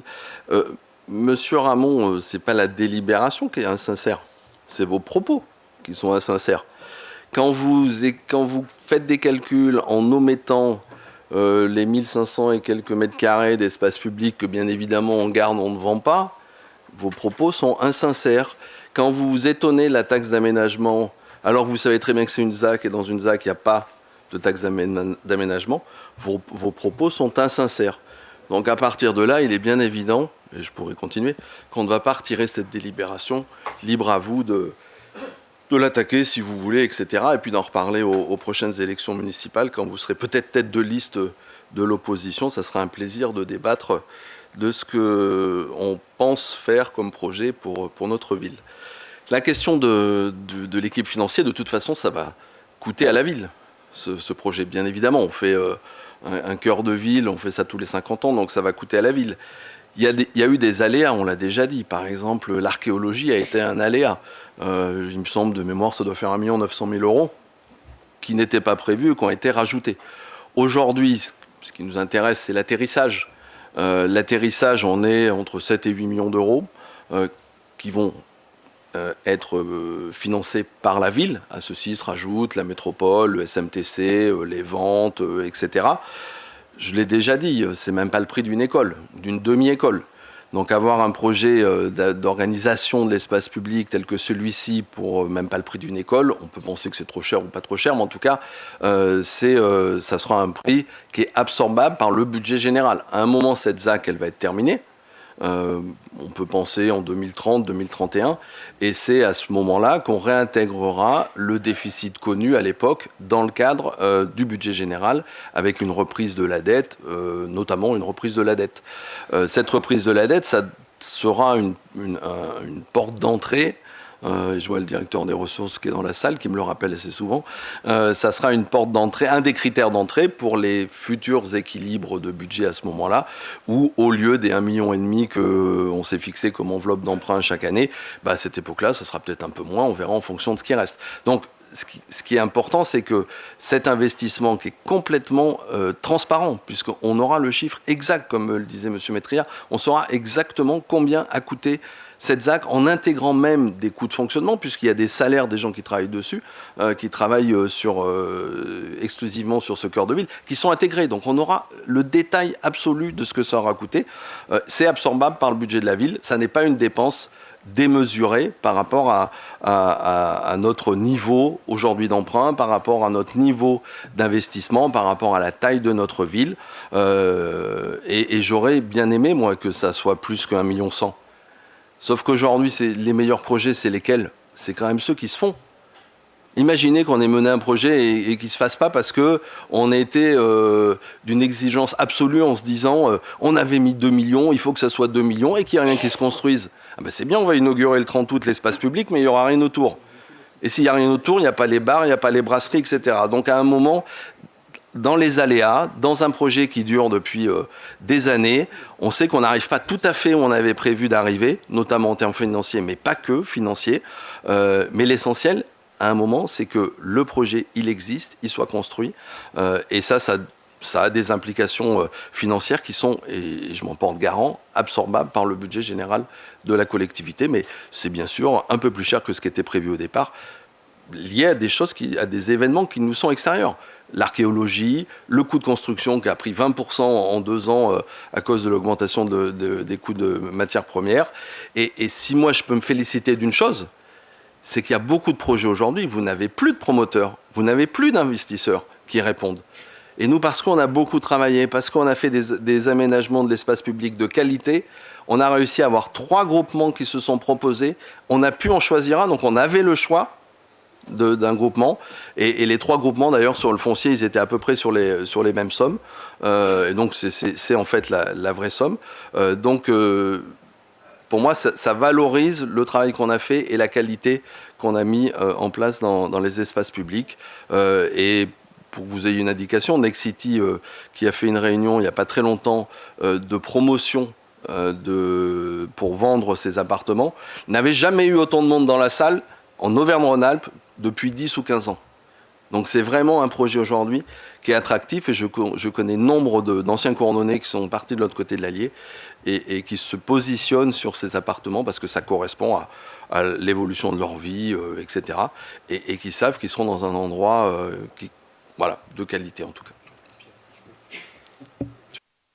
Pour ajouter, dans les choses qu'on a rajoutées, qui ont coûté, après, il y a aussi les choses que politiquement nous avons acceptées, puisque je vous rappelle que ce projet était co-construit avec des habitants, avec des ateliers participatifs, et la place de l'eau, qui n'était pas imaginée à cette hauteur d'investissement et de présence de l'eau, a été demandée, travaillée. Il y a eu beaucoup de choses qui ont été travaillées par les ateliers participatifs, et c'est vrai, on a accepté une petite inflation sur ce budget liée à un choix de la place de l'eau plus importante. Et c'est vrai que ce choix-là, c'est les Cournonnais. Donc on a décidé aussi de l'accompagner. Ceux qui ont participé ont eu leur mot à dire. Et du coup, c'est aussi le fait qu'à un moment donné, politiquement, on a accepté de se dire ce projet, il peut coûter un peu plus cher parce que la commune peut le porter, parce qu'il apportera un bien pour les Cournonnais. Et pour ajouter, dans l'éclairage, c'est vrai qu'il va rester à peu près 8 millions pour la commune de charge. Ça correspond en fait si on se le dit, ça correspond à acheter du foncier, le déconstruire, le désamianter, le dépolluer, faire l'archéo, et le rendre constructible. Donc en fait, la commune, par son investissement, permet à ce que les terrains soient libérés et redeviennent des terrains un peu comme si c'était un terrain qui n'avait jamais été construit dans la plaine et qui ne coûte rien à préparer. C'est-à-dire qu'on redonne un terrain net à travailler. En fait, 8 millions, il faut vous rappeler que le projet coûte 24. Donc ça veut dire que la commune, pour 8 millions, elle a un équipement public quand même, parce que, mine de rien, les services, pour quand même les défendre aussi, parce que c'est pas Philippe Métria ni François Rage qui ont fait le travail, mais je veux dire, les services ont été cherchés, toutes les subventions possibles, toutes les aides possibles, toutes négociées pied à pied, ainsi de suite. Ce qui fait qu'à la fin, on arrive à un projet où pour 8 millions investis, on a 24 millions d'investis sur la commune de Cournonverne. 22. Et en fait, quand je dis 24, c'est parce que je m'arrête à celui-ci, mais si on prenait ce qui est construit autour en plus, on arrivera facilement à 24 millions. Parce qu'en fait, je vous rajoute que dans le patrimoine de la ville, d'une manière générale, en termes d'attractivité, les logements, les commerces et le tertiaire qui va être construit, c'est une plus-value pour la ville aussi. Ça veut dire que les millions d'euros qui vont être construits sous forme bâtimentaire, on n'en est pas propriétaire, mais ils vont participer à l'attractivité de la ville aussi. Donc ces millions d'euros que des promoteurs privés mettent aussi, ils font partie du projet indirectement. C'est vrai. Alors, d'autres, Monsieur Ramon. Je ne peux pas vous laisser dire que je suis insincère, parce que vous présentez des numéros de lots. J'ai dit vos propos, je n'ai pas parlé de vous, j'ai dit vos propos. Vous présentez des lots et on reprend les chiffres. Excusez-moi, mais c'est tout à fait la vérité. Si vous avez un géomètre, et vous devez avoir un géomètre quand même, qui fait les plans, qui fait les parcelles et tout, donc à partir des éléments du géomètre, vous pouviez nous présenter des chiffres réels sur les surfaces qui sont véritablement vendues. D'ailleurs, je vous demanderai, si vous recevez le projet d'acte des notaires, de nous le transmettre. De nous le transmettre. Pour voir et vérifier, effectivement, à ce moment-là. Normalement, il y a un projet d'acte qui doit être envoyé avant la signature. C'est tout à fait légal, il faut le demander, et nous vous demandons de nous le transmettre. Je vais vérifier si c'est public, à quel moment c'est public, puisqu'il y a la question d'avant la signature, après la signature, en fonction, bien évidemment, je ferai ce qu'il est possible de faire. Ok. Alors, y a-t-il des... Tout le monde a pu s'exprimer. Y a-t-il des avis contraires? Donc 4, 5, 6, 7, 8. Et tout le reste, c'est bon. Y a-t-il des abstentions, pardon? C'est bon. Alors, la délibération suivante, on arrive à la 23. Donc, c'est dans la suite de celle-là. Donc du coup, comme on vend toutes ces parcelles, comme je disais, une partie a été achetée par la commune en direct, une partie a été achetée par le PF Auvergne qui les vend directement aux promoteurs. Enfin, tout ce qui est sûr, c'est que le PF Auvergne a porté une partie des biens. Donc à la fin, il arrive, c'est que ces parcelles, comme elles quittent le PF Auvergne et qu'elles deviennent des parcelles dans des lots privés, il est normal que la commune de Cournonverne d'Auvergne fasse les comptes avec le PF Auvergne et calcule ce qu'elle a apporté pour elle, ce que le PF a apporté pour la commune de Cournon, on fasse les plus et les moins, et à la fin, il reste une somme à verser le PF Auvergne pour le solde du portage de ces parcelles. Donc, je vais essayer de faire le résumé un peu de la délibération. Donc, je vous rappelle quelques chiffres. Donc, la vente des terrains que nous venons de voter pour 1,1 million au groupement avec un versement de 484 603,14 à la commune de Cournonverne d'Auvergne, un versement de 615 396,86 € à l'EPF Auvergne en direct. Le prix d'acquisition de ces parcelles est cédé aux opérateurs du groupement s'établit à fin 2025 à la somme de 4 355 563 € et 89 centimes, qui se décompose ainsi en prix de rétrocession à 4 355 514 € et 57 centimes et des frais de portage pour 49 € et 32 centimes. Donc les frais de portage sont ridicules parce qu'en fait on avait signé une convention où le coportage était à zéro avec le PF Auvergne. C'était une négociation qu'il y avait eu avec le PF Auvergne, ce qui fait qu'on n'a pas de frais de portage. Donc du coup, la somme de ces parcelles, officiellement dans le stock à l'EPF Auvergne, c'est cette somme-là, de 4 355 563,89 centimes.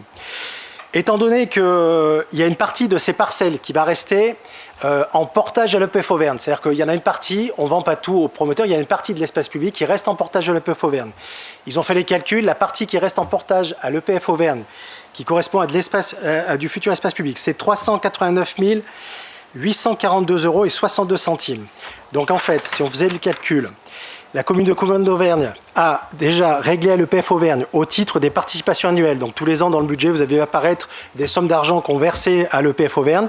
L'annuité 2025 étant incluse, la commune de Cournonverne a déjà versé à l'EPF Auvergne la somme de 1 490 738 € et 03 centimes. Aussi, compte tenu du prix de cession aux opérateurs, donc comme les opérateurs versent directement à l'EPF Auvergne, ça va se retrancher à la somme qu'on lui doit à l'EPF Auvergne, la somme de 615 396,86. Donc, et le restant est commis reste à charge. Donc en fait, vous faites le calcul, il est très simple. Vous prenez la somme de 4 350 563 € à peu près. Vous enlevez ce que la commune a versé, 1 490 738. Vous enlevez les 615 396 que le PF touche en direct des promoteurs. Vous enlevez les 389 842 qui sont les parcelles, la valorisation des parcelles qui restent en portage de l'EPF Auvergne. Il reste à la commune de Cournon d'Auvergne à verser à l'EPF Auvergne la somme de 1 859 586 € et 6 centimes pour le solde à ces parcelles. Voilà. Donc cette somme va aller dans le budget ZAC et après elle sera abondée. Le budget s'équilibre en fonction, pour l'instant il est alimenté pour qu'il y ait des plus et des moins en fonction des apports. Donc cette année la métropole apporte beaucoup d'argent parce qu'elle est dans le maximum de ses participations puisque les travaux ont bien avancé. Le SMTC c'est pareil. Donc c'est même pas sûr qu'on ait besoin de recours à l'emprunt sur cette annuité du cœur de ville. Il faut payer cette somme. Voilà. Je suppose que c'est le même vote que... Vous voulez prendre la parole? Excusez-moi, M. Ramon. Je voudrais simplement apporter une précision quand même aux Cournonnais, parce que début 2024, à la réunion du comité de pilotage, la participation de la ville était de 5,6 millions. Et fin 2024, début 2025, la participation de la ville était de 8,6 millions au comité de pilotage. C'est ce qui nous a été transmis, et non pas 8 millions. Moi, j'ai déjà dit l'Archéo, 1,9 million, etc. Mais on ne va pas refaire le débat ici. Alors, je soumets au vote. Y a-t-il des avis contraires? 4. Y a-t-il des abstentions? 4. Et le reste est pour. Alors, la 24, on va retrouver un peu de fraternité. Bon, on est toujours sur le cœur de ville. Voilà. Mais comme ce cœur de ville commence à prendre tournure, je ne sais pas si vous y allez, vous voyez que la place commence à prendre tournure, que ça commence à ressembler à une place et tout. Il va falloir la dénommer, cette place. Et donc, comme il avait été proposé depuis pas mal de temps par Monsieur le maire, il avait été proposé que la place République retrouve son nom originel, donc place de la République. Donc vous avez le petit carré rouge, donc qui est peut-être, je sais pas laquelle c'est. Mal tourné. Ouais, il est mal tourné, mais c'est pas grave. Donc il s'appellerait place de la République. Et en même temps, on en profite parce que l'immeuble Next City va être construit sur le petit bandeau là que vous voyez bleu.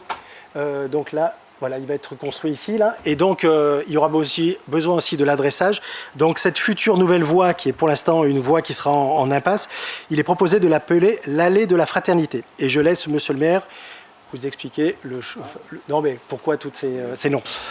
Il nous semble que sur ce cœur de ville, entre l'avenue de la Liberté qui s'en va, l'avenue de la République qui arrive, l'avenue de la Libération, avec une allée de la Fraternité et un parc qui pourrait être celui de l'égalité, autour d'une place de la République, on retrouvera les valeurs et les ambitions de notre pays et de notre démocratie. Donc on retrouve sur ce cœur de ville l'ensemble de notre liberté, égalité, fraternité. Voilà pourquoi ce mot de fraternité, sinon vous vous souvenez que tous les noms de nouvelles voies que nous avons fait depuis le début de notre mandat sont des noms de femmes pour redonner leur véritable place aux femmes, avec une exception, Samuel Paty, mais qui est lié à un événement tragique, voilà.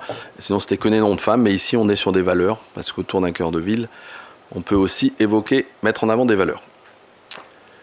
Voilà. Donc là, c'est juste pour les dénominations. Pas de commentaires, des avis. Pardon, Monsieur Ramon, excusez-moi. Nous regrettons simplement que le nom de Gardé ne soit pas associé à la place de la République. Alors du coup, pardon, excusez-moi.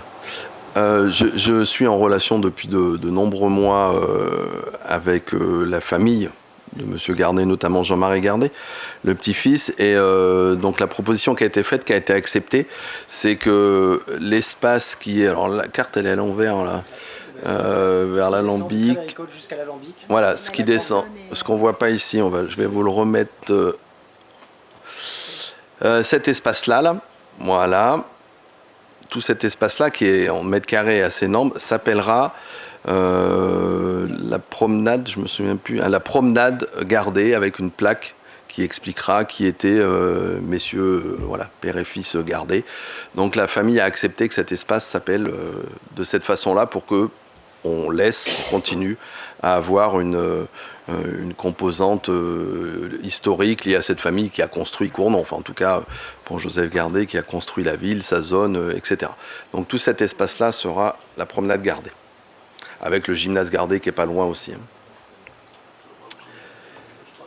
Des avis contraires, des abstentions, c'est adopté. Je vous propose de passer à... Alors après c'est beaucoup plus... Là on va rentrer dans des délibérations techniques avec nos coquelicots. C'est toujours vous, je crois, monsieur Métria. Je sais que vous êtes fatigué, vous avez eu des grandes entrevues aujourd'hui, mais alors, c'est à vous. Oui, alors là, c'est une délibération qu'on prend. C'est une convention avec le TE63, donc, qui est responsable de l'éclairage public. Donc c'est une convention pour des travaux de mise en valeur des espaces républiques, enfin des espaces du cœur de ville, pour les festivités de fin d'année. Donc après un travail entre les différents services et TE63 sur la manière de pouvoir mettre en valeur ces espaces publics pour les fêtes de fin d'année, il est prévu un montant de travaux de dépenses de 40 000 €. Dans le cadre de ces aménagements, TE63 prend à sa charge 25%. Donc cette délibération, c'est pour que la commune de Cournon d'Auvergne verse un fonds de concours à TE63 pour ces travaux de 30 000,12 €, soit un fonds de concours de 75%. Voilà. Classique, c'est une relation avec TE63 à chaque fois qu'on fait de l'éclairage ici ou dans les rues ou partout ailleurs. Pas de questions, pas d'avis contraire, pas d'abstention, c'est adopté à l'unanimité. La 26, c'est pareil, c'est un complément d'éclairage. C'est ça. Là, on est sur du vrai éclairage public. C'est bon, voilà, les travaux ont avancé, tout un tas de choses. Il s'avère que pour des problèmes de cohérence, d'harmonisation, de tout un tas de choses, l'éclairage public du cœur de ville ne s'arrête pas aux limites de la place, mais va un peu sur l'avenue de la Liberté, un peu sur l'avenue de la Libération descendant, un peu le début de l'avenue de la République. Voilà, c'était pour une cohérence en fait d'harmonisation de l'éclairage public. Donc, il y a un montant de travaux supplémentaires qui s'élève à 20 000 € sur la partie éclairage public du cœur de ville, entre guillemets, au sens large. Et là, à la différence de, entre guillemets, pas des illuminations de Noël, mais quand c'est de la mise en valeur, là, comme c'est de l'éclairage public pur, TE63 prend à sa charge 50% de la dépense et il demande donc, par cette délibération, je vous demande donc d'autoriser, monsieur le maire, à verser un fonds de concours à TE63, un fonds de concours de 50% pour une hauteur de 10 000 €, soit la moitié des travaux d'éclairage public. Merci. Je vous rappelle que TE63 récupère la taxe sur l'électricité, donc voilà, c'est pas un cadeau comme ça. Pas d'avis, pas de questions, pas d'avis contraire, pas d'abstention, c'est adopté à l'unanimité. Et maintenant, toujours vous, oui. Là aussi très technique. Alors une délibération avec Enedis, donc on la prend régulièrement, c'est Enedis qui doit faire des travaux sur une ligne basse tension qui se situe impasse Champ-Marcot. Donc ils doivent renforcer une ligne basse tension, donc sur une longueur de 22 mètres, sur une largeur de 3 mètres. Voilà. Donc ils nous demandent de signer une convention de servitude avec eux. Donc vous vous rappelez de tous les paramètres dans les conventions de servitude. On doit laisser la parcelle libre d'accès aux agents d'Enedis. Enedis doit se conformer à bien délimiter la servitude, l'autorisation de procéder à l'élagage ou à l'abattage d'arbres si vraiment c'était nécessaire, et l'engagement à la commune à s'abstenir à toute nuisance envers ces canalisations. Donc voilà, il y a une convention de 20 €, enfin un prix forfaitaire d'indemnité, mais qui est vraiment une pure formalité pour les actes. Et voilà, donc c'est juste de signer cette convention pour qu'Enedis puisse faire ce renfort de ligne moyenne tension. Voilà, ça n'enrichit pas les conseils municipaux de faire toutes ces délibes, mais elles sont nécessaires pour qu'après on sache bien qui fait quoi. Pas de soucis, pas de commentaires, pas d'avis contraire, pas d'abstention, c'est adopté à l'unanimité. La suivante, c'est exactement pareil. Alors c'est exactement pareil, mais là la différence, on l'a pas souvent ça, c'est pas avec Enedis, c'est avec RTE. Donc je vous rappelle, RTE il ne gère pas le réseau basse tension, il gère les réseaux haute tension et moyenne tension. Donc on est déjà sur du câble plus lourd. Donc il nous demande pareil, de signer une convention de servitude parce qu'en fait il y a un pylône, le pylône 25N qui a été où ses fondations étaient endommagées par un exploitant agricole, et donc du coup il faut qu'on re-signe une servitude de passage parce qu'ils doivent remplacer ce pylône et ils doivent remplacer les câbles sur une longueur de 27 sur une longueur de 300 mètres. Voilà, ils doivent remplacer les câbles entre le pylône 24 et 26. Donc c'est la même chose, en fait c'est la même type de convention. Là la seule différence c'est que la compensation forfaitaire là pour les actes et tout ça c'est 500 €. Voilà. Et après ça va surtout incomber à l'exploitant agricole par son assurance de payer RTE de ce qu'il a fait. Et voilà, un tracteur qui rentre dans un pylône, ça arrive. À Cournon en tout cas ça arrive. Pas de soucis, pas de questions, pas d'avis contraire, pas d'abstention. C'est adopté à l'unanimité. Alors, ensuite, c'est Madame Perrin.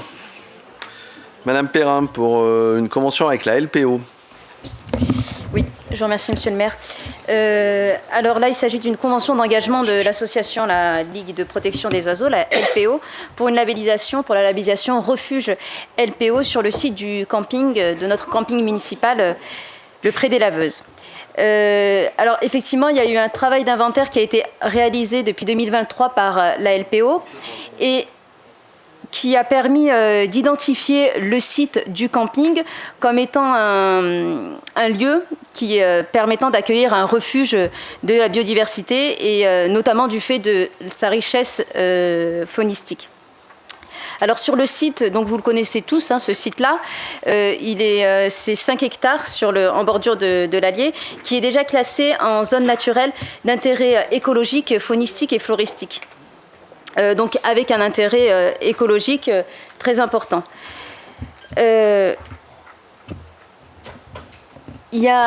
Je suis un peu perturbée parce que j'entends des voix à droite à gauche. Alors je sais que c'est pas la délibération du siècle, mais je vous assure qu'elle est importante. Si, elle est très intéressante. Regardez les photos en plus. Fond, je croyais que c'était le refuge de Evelyne, moi, mais non, en fait, c'est pas ça.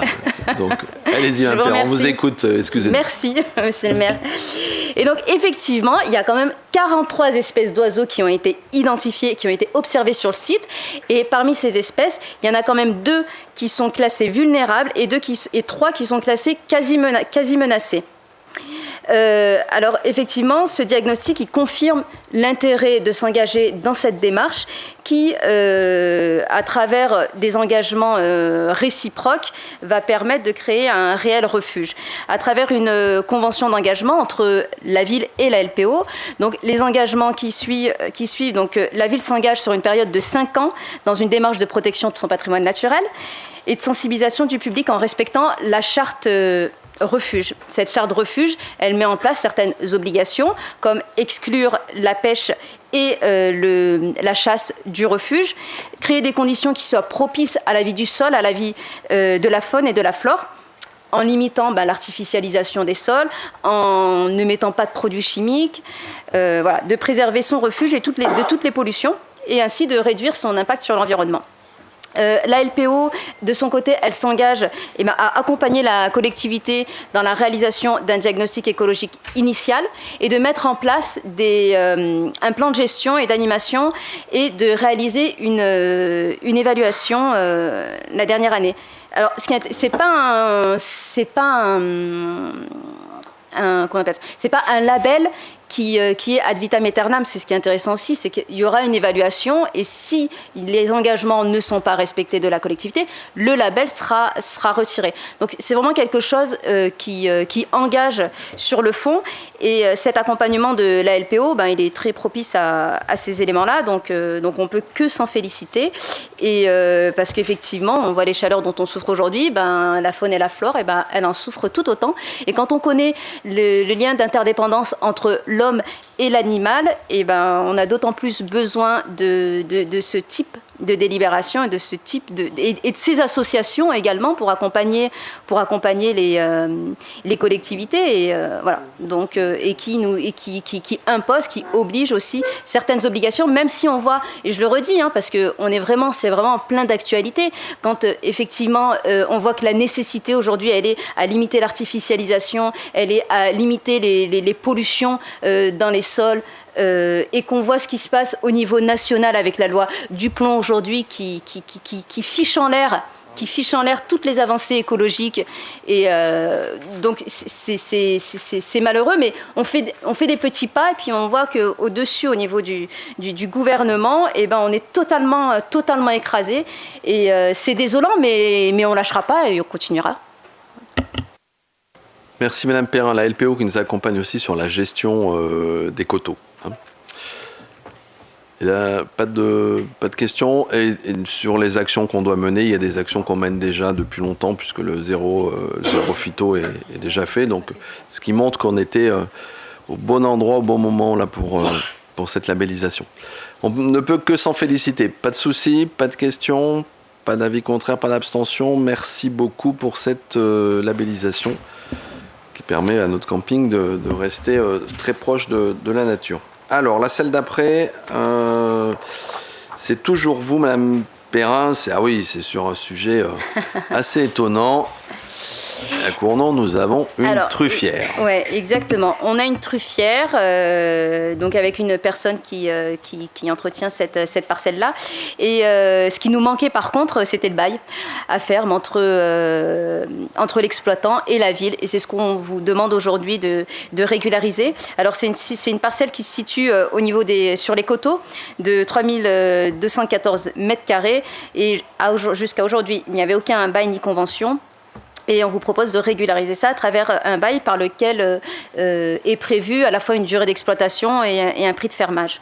Donc vous avez tout dans la convention. De la durée d'exploitation qui sera de 9 ans et le fermage c'est 150 € par an. Merci beaucoup. On prend des risques en mettant une photo où il y a la truffière. N'allez pas vous servir, hein. Il faut un chien spécial, etc.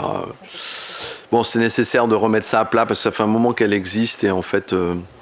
La forme administrative n'était pas satisfaisante, maintenant elle va l'être, ça nous permettra de garder des liens avec celui qui l'exploite.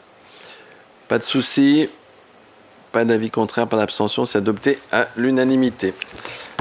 Monsieur Scioli pour le 31, c'est la convention avec l'association des commerçants et artisans de Cournon.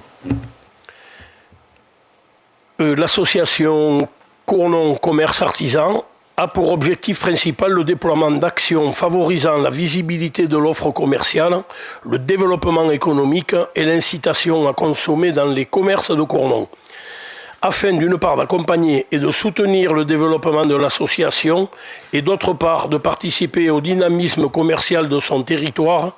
Le conseil municipal a approuvé, lors du vote du budget primitif 2025, le versement d'une subvention de 11 000 € à l'association CCA. Cette subvention visant à atteindre les objectifs précités, une convention annuelle doit, dans des conditions, intervenir entre la commune et cette association afin de définir et préciser les engagements qui incombent à chacune des parties et les modalités liées au versement de la subvention. Une charte relative au programme annuel d'action 2025, co-construite et approuvée par l'association, est annexée à la dite convention. Là, vous devez l'avoir dans votre dossier. Dans ce cadre, il appartient au conseil municipal de se prononcer sur la convention dont le projet est joint à la présente délibération. Alors, on vous demande d'approuver cette convention entre l'association des commerçants et la commune de Cournon. Convention qui a été co-construite avec les commerçants. Ça a été co-construit en plusieurs réunions. Voilà. Et l'évaluation du montant de la subvention aussi. Y a-t-il des commentaires? Pas de commentaires. Madame Nierga et Monsieur Clavel, vous ne prenez pas part au vote, hein, ça évitera tout sujet, étant vous-même commerçant ou proche des commerçants. Pas d'avis contraire, pas d'abstention, c'est adopté à l'unanimité, donc les deux personnes citées ne prennent pas part au vote. Le rapport 32, c'est un rapport intéressant, Monsieur Scioli, sur un projet de boutique tremplin. Voilà, alors je vais laisser à notre ami Didier Clavel la présentation de ce projet. Merci Monsieur Scioli.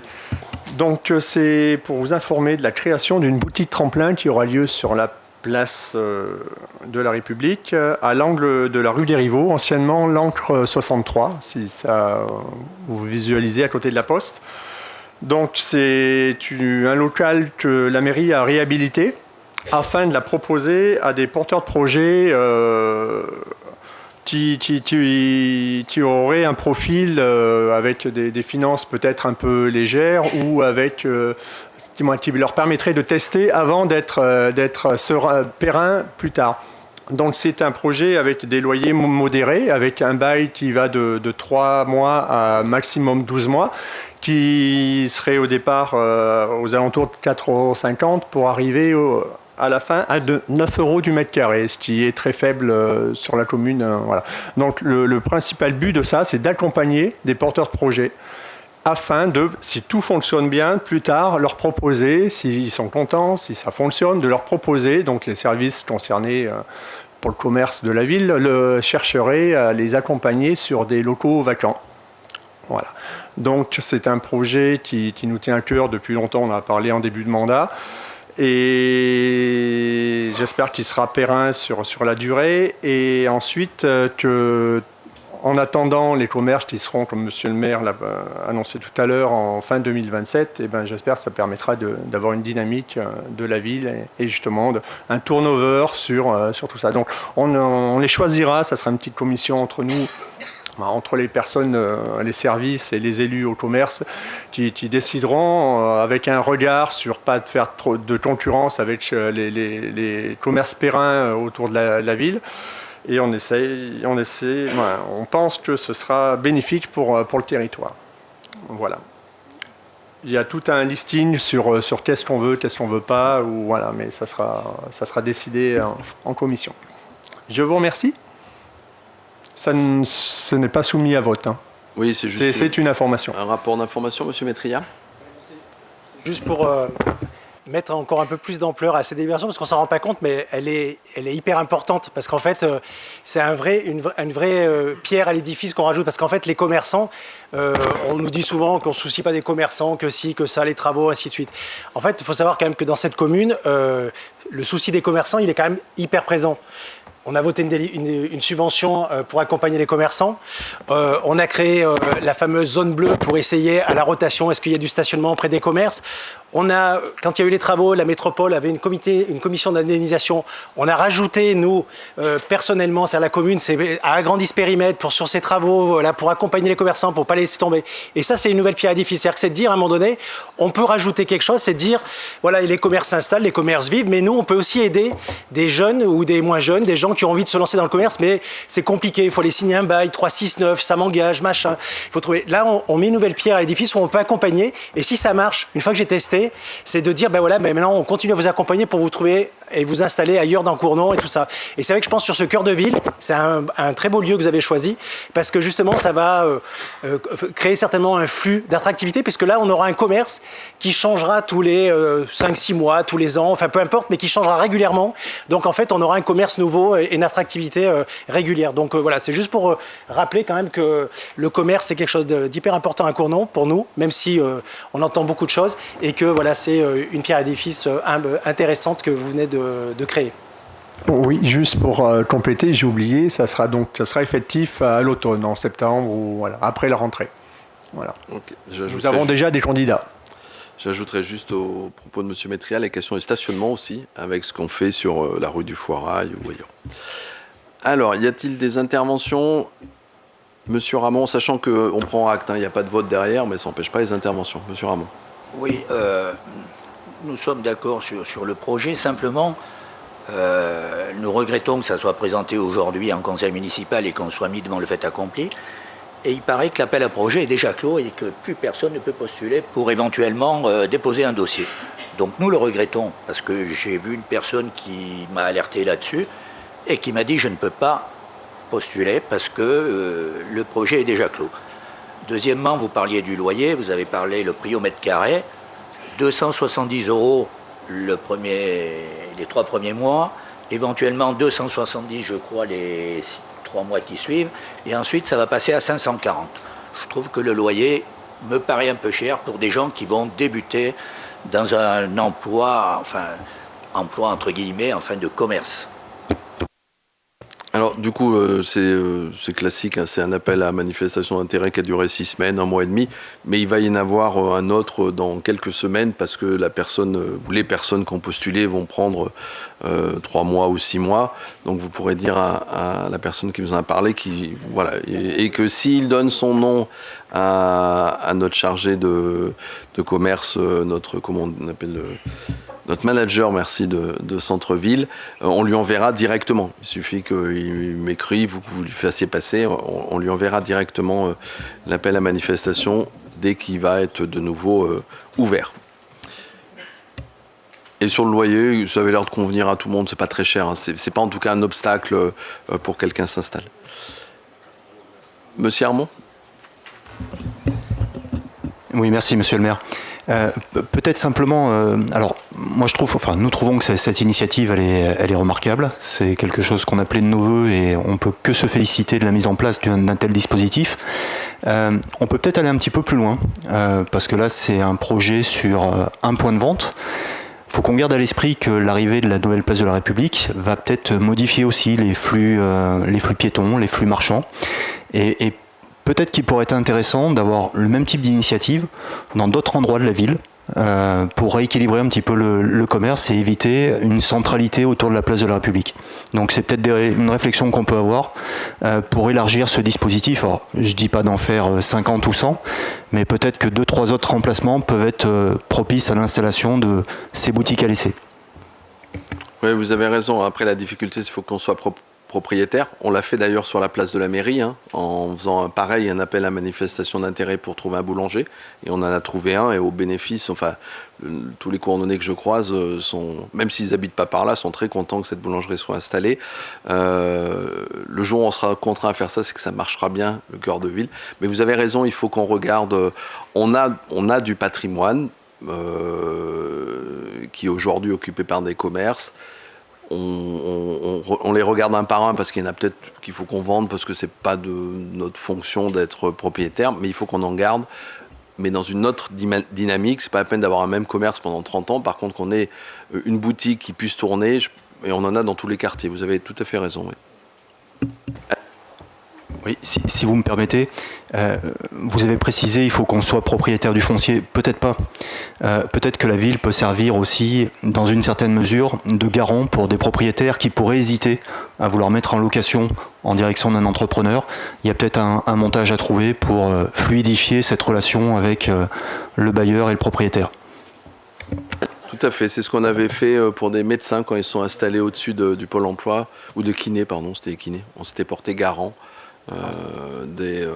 pour qu'ils puissent des premiers loyers.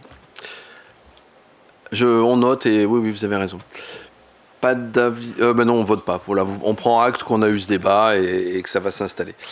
Alors, on change ça devrait aller assez vite. Là, on change de commission. C'est la ville pratique. Monsieur Pasquito, rapidement puisque chaque fois vous en avez des admissions non valeur de produits irrécouvrables. Oui, 3 petites délibes que je vais vous présenter. Ça me change un peu des précédentes délibérations qui étaient un peu plus longues, notamment. Donc, je suis en pré-vacances là. Alors, les créances éteintes. Je rappelle que les créances éteintes sont des créances qui résultent d'une décision juridique extérieure. Elle est définitive et elle s'impose à la collectivité et qui s'oppose à toute action de recouvrement. Bon, il s'agit la plupart du temps d'un jugement de clôture, d'une liquidation judiciaire pour insuffisance d'actifs. Donc là, ça concerne la TLPE pour la somme de 671 €. Nous avons des admissions en non-valeur. C'est demandé par le comptable lorsqu'il rapporte que les éléments qui démontrent que malgré toutes les diligences qu'il a effectuées, il ne peut pas en obtenir le recouvrement. Donc la restauration scolaire, 223 €. Le centre d'animation municipale, 13 €. L'accueil périscolaire, 26 €. Et un foncier TLPE pour 216 €. Enfin, pour le camping, c'est la somme de 80 €. Donc nous vous demandons de voter cette délibération. Très bien. De toute façon, c'est le genre de délibération. Si on ne la votait pas, je ne sais pas ce qui se passerait. Donc on est un peu contraint.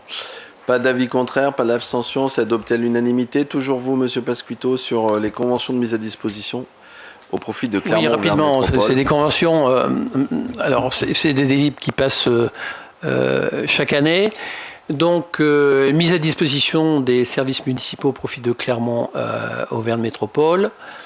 Donc, par convention, la commune de Cournon, elle met à disposition des services municipaux au profit de Clermont Auvergne Métropole.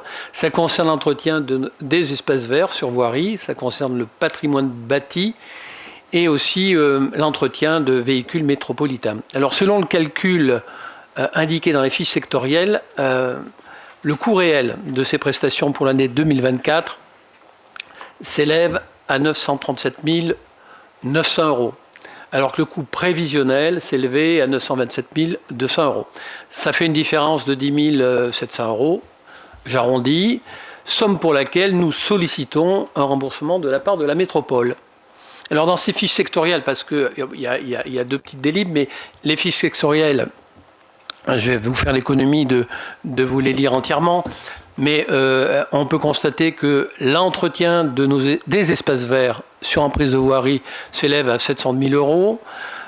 Concernant la médiathèque, la régie de l'eau, le pôle de proximité, les bâtiments espaces verts, ça représente la somme de 116 500 €. Et enfin, pour les parcs véhicules voirie Pôle 3 et les parcs véhicules du centre d'intervention routier de Pont-du-Château, c'est 114 600 €. Merci.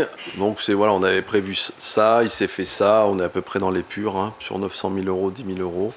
On est même beaucoup dans les purs, pas de souci, pas d'avis contraire, pas d'abstention, c'est adopté à l'unanimité. Maintenant qu'on a fait le bilan de 2024, on fait la prévision 2025. La prévision, elle va être simple, donc on va faire la proposition que les estimations totales de ces mises à disposition vont s'élever à la somme de 947 750 €.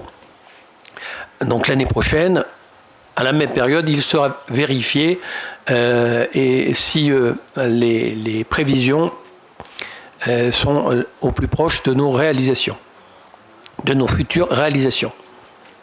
Voilà, j'ai fini.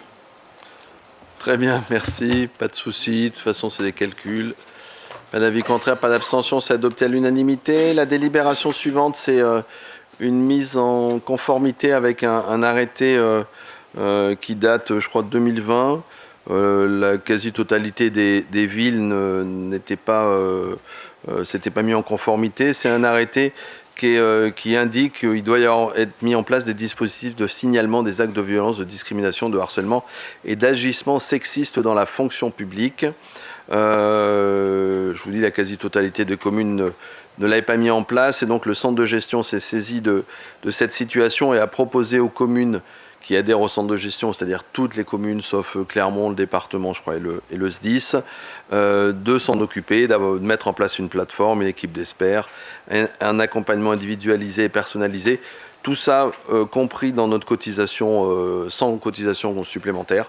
Ça fait partie de notre cotisation obligatoire. Et donc on vous propose de s'adosser au centre de gestion pour mettre en place ce dispositif en espérant qu'il soit le moins utilisé possible, mais il faut qu'il existe pour que si un agent a quelque chose à indiquer par rapport à ça, il puisse le faire en toute tranquillité et transparence. Et il faut le faire connaître aux agents, tout à fait. Oui, mais ça doit être prévu, monsieur le directeur général, qu'on fasse connaître ça aux agents. Pas de souci, pas d'avis contraire, pas d'abstention, c'est adopté à l'unanimité. Je vous en remercie. C'est Madame Alexandre pour la mise à disposition de personnel auprès du centre de loisirs.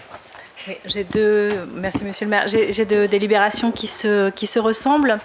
Vous savez, c'est des délibérations que l'on passe chaque année. Nous avons des fonctionnaires territoriaux qui, dans le cadre de leur mission, sont amenés à travailler au plus près dans l'encadrement ou en tant qu'agent administratif auprès des associations et clubs sportifs. Donc là, il s'agit du centre de loisirs. Donc pour le centre de loisirs, il y a un adjoint technique principal, un éducateur et un adjoint technique à raison de 20 heures. Donc tout ça, c'est 3 personnes qui sont mises à disposition auprès du centre de loisirs pour qu'ils puissent fonctionner au mieux. Et il fonctionne très bien. Donc on est très contents. Très bien, c'est classique, même si au fur et à mesure des années, on a supprimé un poste. Avec leur accord. Voilà. Puis la question des mises à disposition auprès des associations, elle se posera au fur et à mesure que les gens s'en iront aussi, s'en iront en retraite.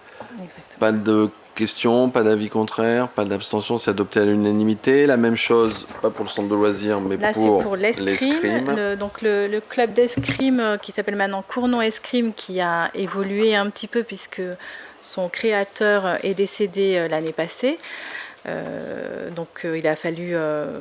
On est très fiers. Moi, je suis allée à l'AG à la remise de blason récemment et donc j'ai vu que l'association avait su rebondir avec 2 coprésidents qui se partagent le travail puisque c'est un lourd travail de gérer un tel club.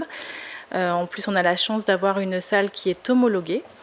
Donc il faut la faire vivre et ils le font très bien. Et donc on a la chance d'avoir un maître d'armes qui avait été formé et qui continue, qui est agent de la ville et qui continue à donner des cours à raison de 14h30 par semaine. Pas de souci, pas d'avis contraire, pas d'abstention, c'est adopté à l'unanimité. Monsieur Rebello pour la délibération suivante. C'est Chantal. Moi je vais écrire au mot, peu importe. Allez-y, Madame Drodz. Du coup, au niveau du CAVL, il y a de nombreuses animations qui vont avoir lieu cet été. Et donc, vous avez les activités qui se déroulent les mardis, les vendredis, et puis vous avez des CMEA, le village Arts et Sciences. Pour tous ces projets, en fait, on vous propose de créer 2 emplois d'adjoints d'animation qui seront amenés à participer à l'organisation et à l'encadrement d'activités. Donc, du coup, le conseil municipal est invité à se prononcer favorablement sur la création de 2 postes saisonniers d'adjoints d'animation pour cet été. C'est pour ça que je vais voir. Merci, pas de souci. Vous voulez rajouter quelque chose, monsieur Romello? Comme j'avais dit vous au départ, pas de problème. En tout cas, une proposition d'animation qui est de plus en plus affinée et adaptée à la fois au quartier, mais aussi à la ville. Vous allez bientôt avoir d'ailleurs un outil de communication qui va récapituler l'ensemble des animations prévues pendant cet été sur la ville de Cournon d'Auvergne, et notamment certaines du CAVL. Pas de souci, pas d'avis contraire, pas d'abstention, c'est adopté à l'unanimité. Oui. Eh bien, ce coup-là, Madame Drodz, là, vous en avez tout un tas là, sur les études. Allez-y. Alors, je vais commencer par la première. Donc, au niveau... c'est le recrutement d'enseignants pour l'encadrement des études surveillées et des temps périscolaires. Donc, après l'école, en fait, on a des études surveillées et des temps périscolaires. On a des enseignants qui se portent volontaires pour encadrer ces études et ces temps périscolaires. Et d'ailleurs, on ne peut que s'en réjouir. Et donc, du coup, cette délib, c'est pour recruter dans des conditions les enseignants afin d'assurer l'encadrement des enfants lors des études surveillées et des temps périscolaires. Merci, pas de souci, rien de changement par rapport aux autres moments. Voilà, donc pas la deuxième. deuxième... Pas d'abstention. Attendez que je vote quand même. Ah oui, j'ai trop vite maintenant. Pas d'avis contraire, pas d'abstention, c'est adopté. La deuxième, c'est pareil. Alors la deuxième, c'est la même chose, sauf que tout à l'heure, c'était pour des enseignants. Là, c'est pour des non-permanents. Puisque des fois nous n'avons pas assez d'enseignants pour assurer ces études surveillées. Donc c'est pareil, le conseil municipal est invité à se prononcer favorablement sur la création d'emplois non permanents pour les études surveillées. Au moins, ces délibérations permettent de mesurer l'ensemble des accompagnements que l'on met en place dans les écoles pour ces différents temps périscolaires. Pas de souci, pas d'avis contraire, pas d'abstention, c'est adopté à l'unanimité. Et ça continue maintenant avec l'accompagnement scolaire. Alors, et différentes formes. Voilà, ça c'est encore un autre accompagnement scolaire. Donc oui, ça permet en plus d'expliquer. Donc on a l'étude surveillée, donc qui est après l'école par les enseignants ou par des CDD. Et là, en fait, c'est pour des classes. Donc, c'est un accompagnement spécifique. Donc, le conseil municipal est invité à se prononcer favorablement sur la création d'emplois non permanents pour l'accompagnement scolaire. Pas de souci, on fera un point, je pense, un jour ou après les élections sur tout ce qui est mis en œuvre et autour de ce temps scolaire et ce qui pourrait encore être mis en œuvre d'ailleurs en plus. Pas d'avis contraire, pas d'abstention, c'est adopté à l'unanimité. Et maintenant, la 43, c'est pour le restaurant et les accueils périscolaires, allez-y. Oui, alors sur les restaurants, tout à l'heure, on a voté les tarifs de la restauration scolaire et je vous ai dit aussi de l'animation, puisqu'en fait, le temps de la pause méridienne n'est pas qu'un temps où on fait manger les enfants, mais il y a aussi des animations. Donc, au niveau de la délib numéro 43, donc c'est la création d'emplois non permanents pour l'encadrement des enfants fréquentant les restaurants scolaires et les accueils périscolaires. Donc, il y a une partie pour l'encadrement et une partie pour l'animation. Donc, le conseil municipal est invité à se prononcer favorablement sur la création d'emplois non permanents pour l'encadrement des enfants fréquentant les restaurants scolaires et les accueils périscolaires de la ville, en fonction des besoins. Merci. Ce qui prouve que le restaurant, c'est aussi de l'accueil et pas que le moment du repas. Pas de souci, pas d'avis contraire, pas d'abstention, c'est adopté à l'unanimité. La 44, c'est le tableau des effectifs, comme à chaque fois. C'est pour remplacer des gens qui s'en vont, qui changent de grade. Simplement quand même dans les adjoints techniques, là, dans les postes qui sont créés, c'est pour venir aussi compenser la disparition des postes PEC qui n'existent plus aujourd'hui, qui n'ont plus été remis dans le budget de... Vous savez, c'est les emplois d'insertion, etc., qui n'existent plus. Alors on en garde quand même de côté au cas où ça revienne, mais ça n'était plus dans le projet de loi de finances. Et donc là, on est obligé de les remplacer par des postes à temps complet, mais pas la totalité. Et sinon, il n'y a pas de création de poste, bien évidemment. Pas de souci, pas d'avis contraire, pas d'abstention, c'est adopté à l'unanimité. Nous arrivons au rapport 46. C'est la répartition, c'est l'accord local. Pardon, pourquoi j'ai 45 ? Et sans mes lunettes, je mélange le 5 et le 6, c'est bizarre ça. L'élection, c'est l'accord local fixant le nombre de répartitions et la répartition des sièges du Conseil métropolitain. C'est une délibération donc du Conseil métropolitain et qui doit être validée dans l'ensemble des conseils municipaux à la majorité qualifiée. Vous remarquerez que la commune de Cournon garde le même nombre de délégués à la métropole, donc c'est 6. Même si dans la répartition des sièges, on doit en avoir 5, mais comme après, il y a une nouvelle répartition en passant de 72 sièges ou 77 sièges à 84, nous récupérons un siège supplémentaire et donc nous serons, comme nous le sommes tout de suite, 6 au Conseil métropolitain. Voilà. Est-ce que ça appelle des questions d'entre vous? Pas de souci. Pas d'avis contraire, pas d'abstention, c'est adopté à l'unanimité. Monsieur Barasson. Non, juste dire que je trouve qu'il est fort dommage que les, entre guillemets, petites communes aient qu'un représentant. Oui, après, on est déjà 88, oui, je peux entendre. Ouais, mais parce que parfois, quand le maire titulaire ne peut pas aller à la réunion, personne ne peut le remplacer. C'est un peu dommage. Après, on est 84, donc c'est vrai. Mais je crois que ceux qui en ont qu'un, ils peuvent être représentés, il me semble. Enfin bon, voilà, il faut s'en occuper. J'ai quelques décisions et Madame Faure qui m'a demandé une prise de parole à la fin, c'est bien ça? Je lis les quelques décisions qui sont à chaque fois, vous le savez, des demandes de subventions ou des emprunts. Donc la première, c'est convention d'usage précaire concernant la parcelle cadastrée, avenue de la République au profit de la société Nexity. La deuxième, c'est une demande de subvention au titre du fonds vert sur la renaturation de la cour d'école élémentaire Lucie Aubrac. On demande, c'est sur un montant de 142 000 € pour une dépense s'élevant à 428 000 €. Et les travaux commencent cet été. La troisième, c'est sur le budget régie, production d'électricité et réalisation d'un emprunt d'un montant de 100 000 € auprès du Crédit Agricole. La quatrième, c'est classique, dans l'animation de ville, c'est la convention avec la ville de Volvic pour le prêt, la mise à disposition de 10 chalets, nos chalets de Noël pour la Volvic Volcanic Experience. La cinquième, c'est le cimetière de la Motte, c'est une rétrocession d'un cave-urne pour 330 €. La sixième, c'est une convention d'occupation temporaire de domaine public pour quelqu'un qui fait des poulets, me semble-t-il, vers le collège. Ensuite, il y a une mise à disposition toujours des 18 chalets, mais là pour la commune de Châtel-Guyon. On voit que ces chalets qui sont bien entretenus nous rapportent aussi des recettes.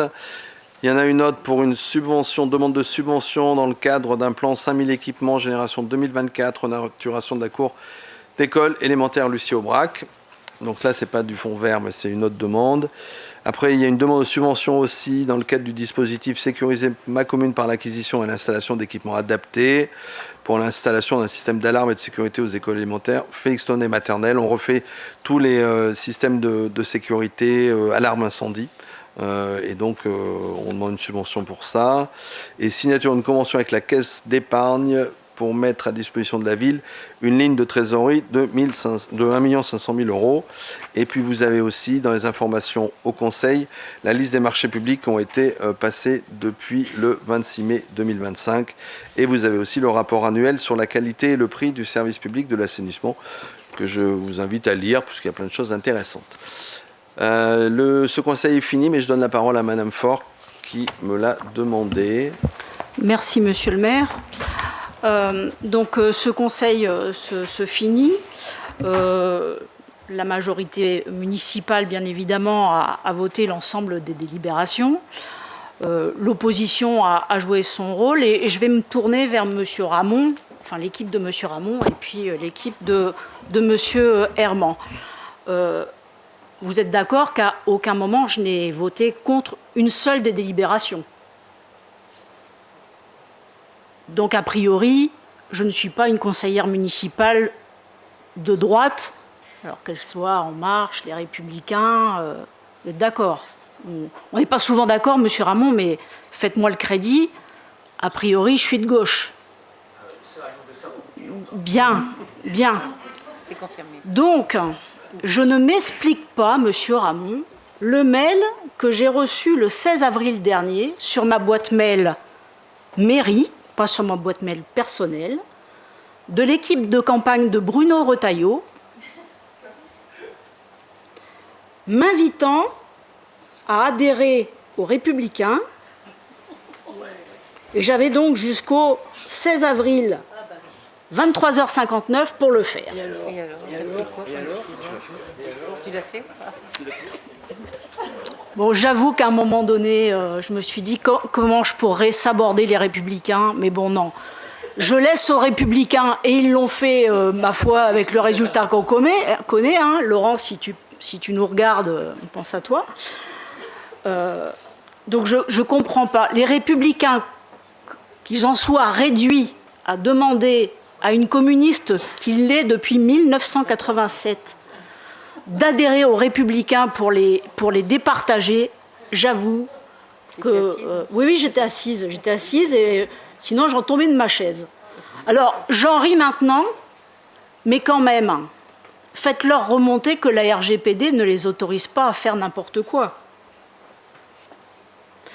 Alors j'ai vu que M. Ramon tout à l'heure s'était levé pour donner sa déclaration à monsieur le journaliste de La Montagne. Si vous voulez le mail, je peux vous le transférer avec bonheur. Et vous en ferez ce que vous voulez. Vous transmettez au Canard enchaîné, vous le gardez à La Montagne, bref. Bien, merci. Bah, ça n'appelle pas de débat. J'ai cru un moment que vous étiez désolé de ne pas avoir eu l'invitation de monsieur Wauquiez. Donc, pardon, monsieur Ramon, puis après on conclut. Allez-y. Je crois qu'au sein de ce conseil, un jour, vous avez cité M. Retailleau. D'ailleurs, vos paroles ont été gommées du compte-rendu, Et elles n'auraient pas dû être gommées. Et ben voilà, c'est pour ça que vous avez reçu, on est espionné, vous avez reçu un mail. Bon allez, je vous souhaite à tous des très bonnes vacances, profitez bien de l'été et à très bientôt. Merci beaucoup.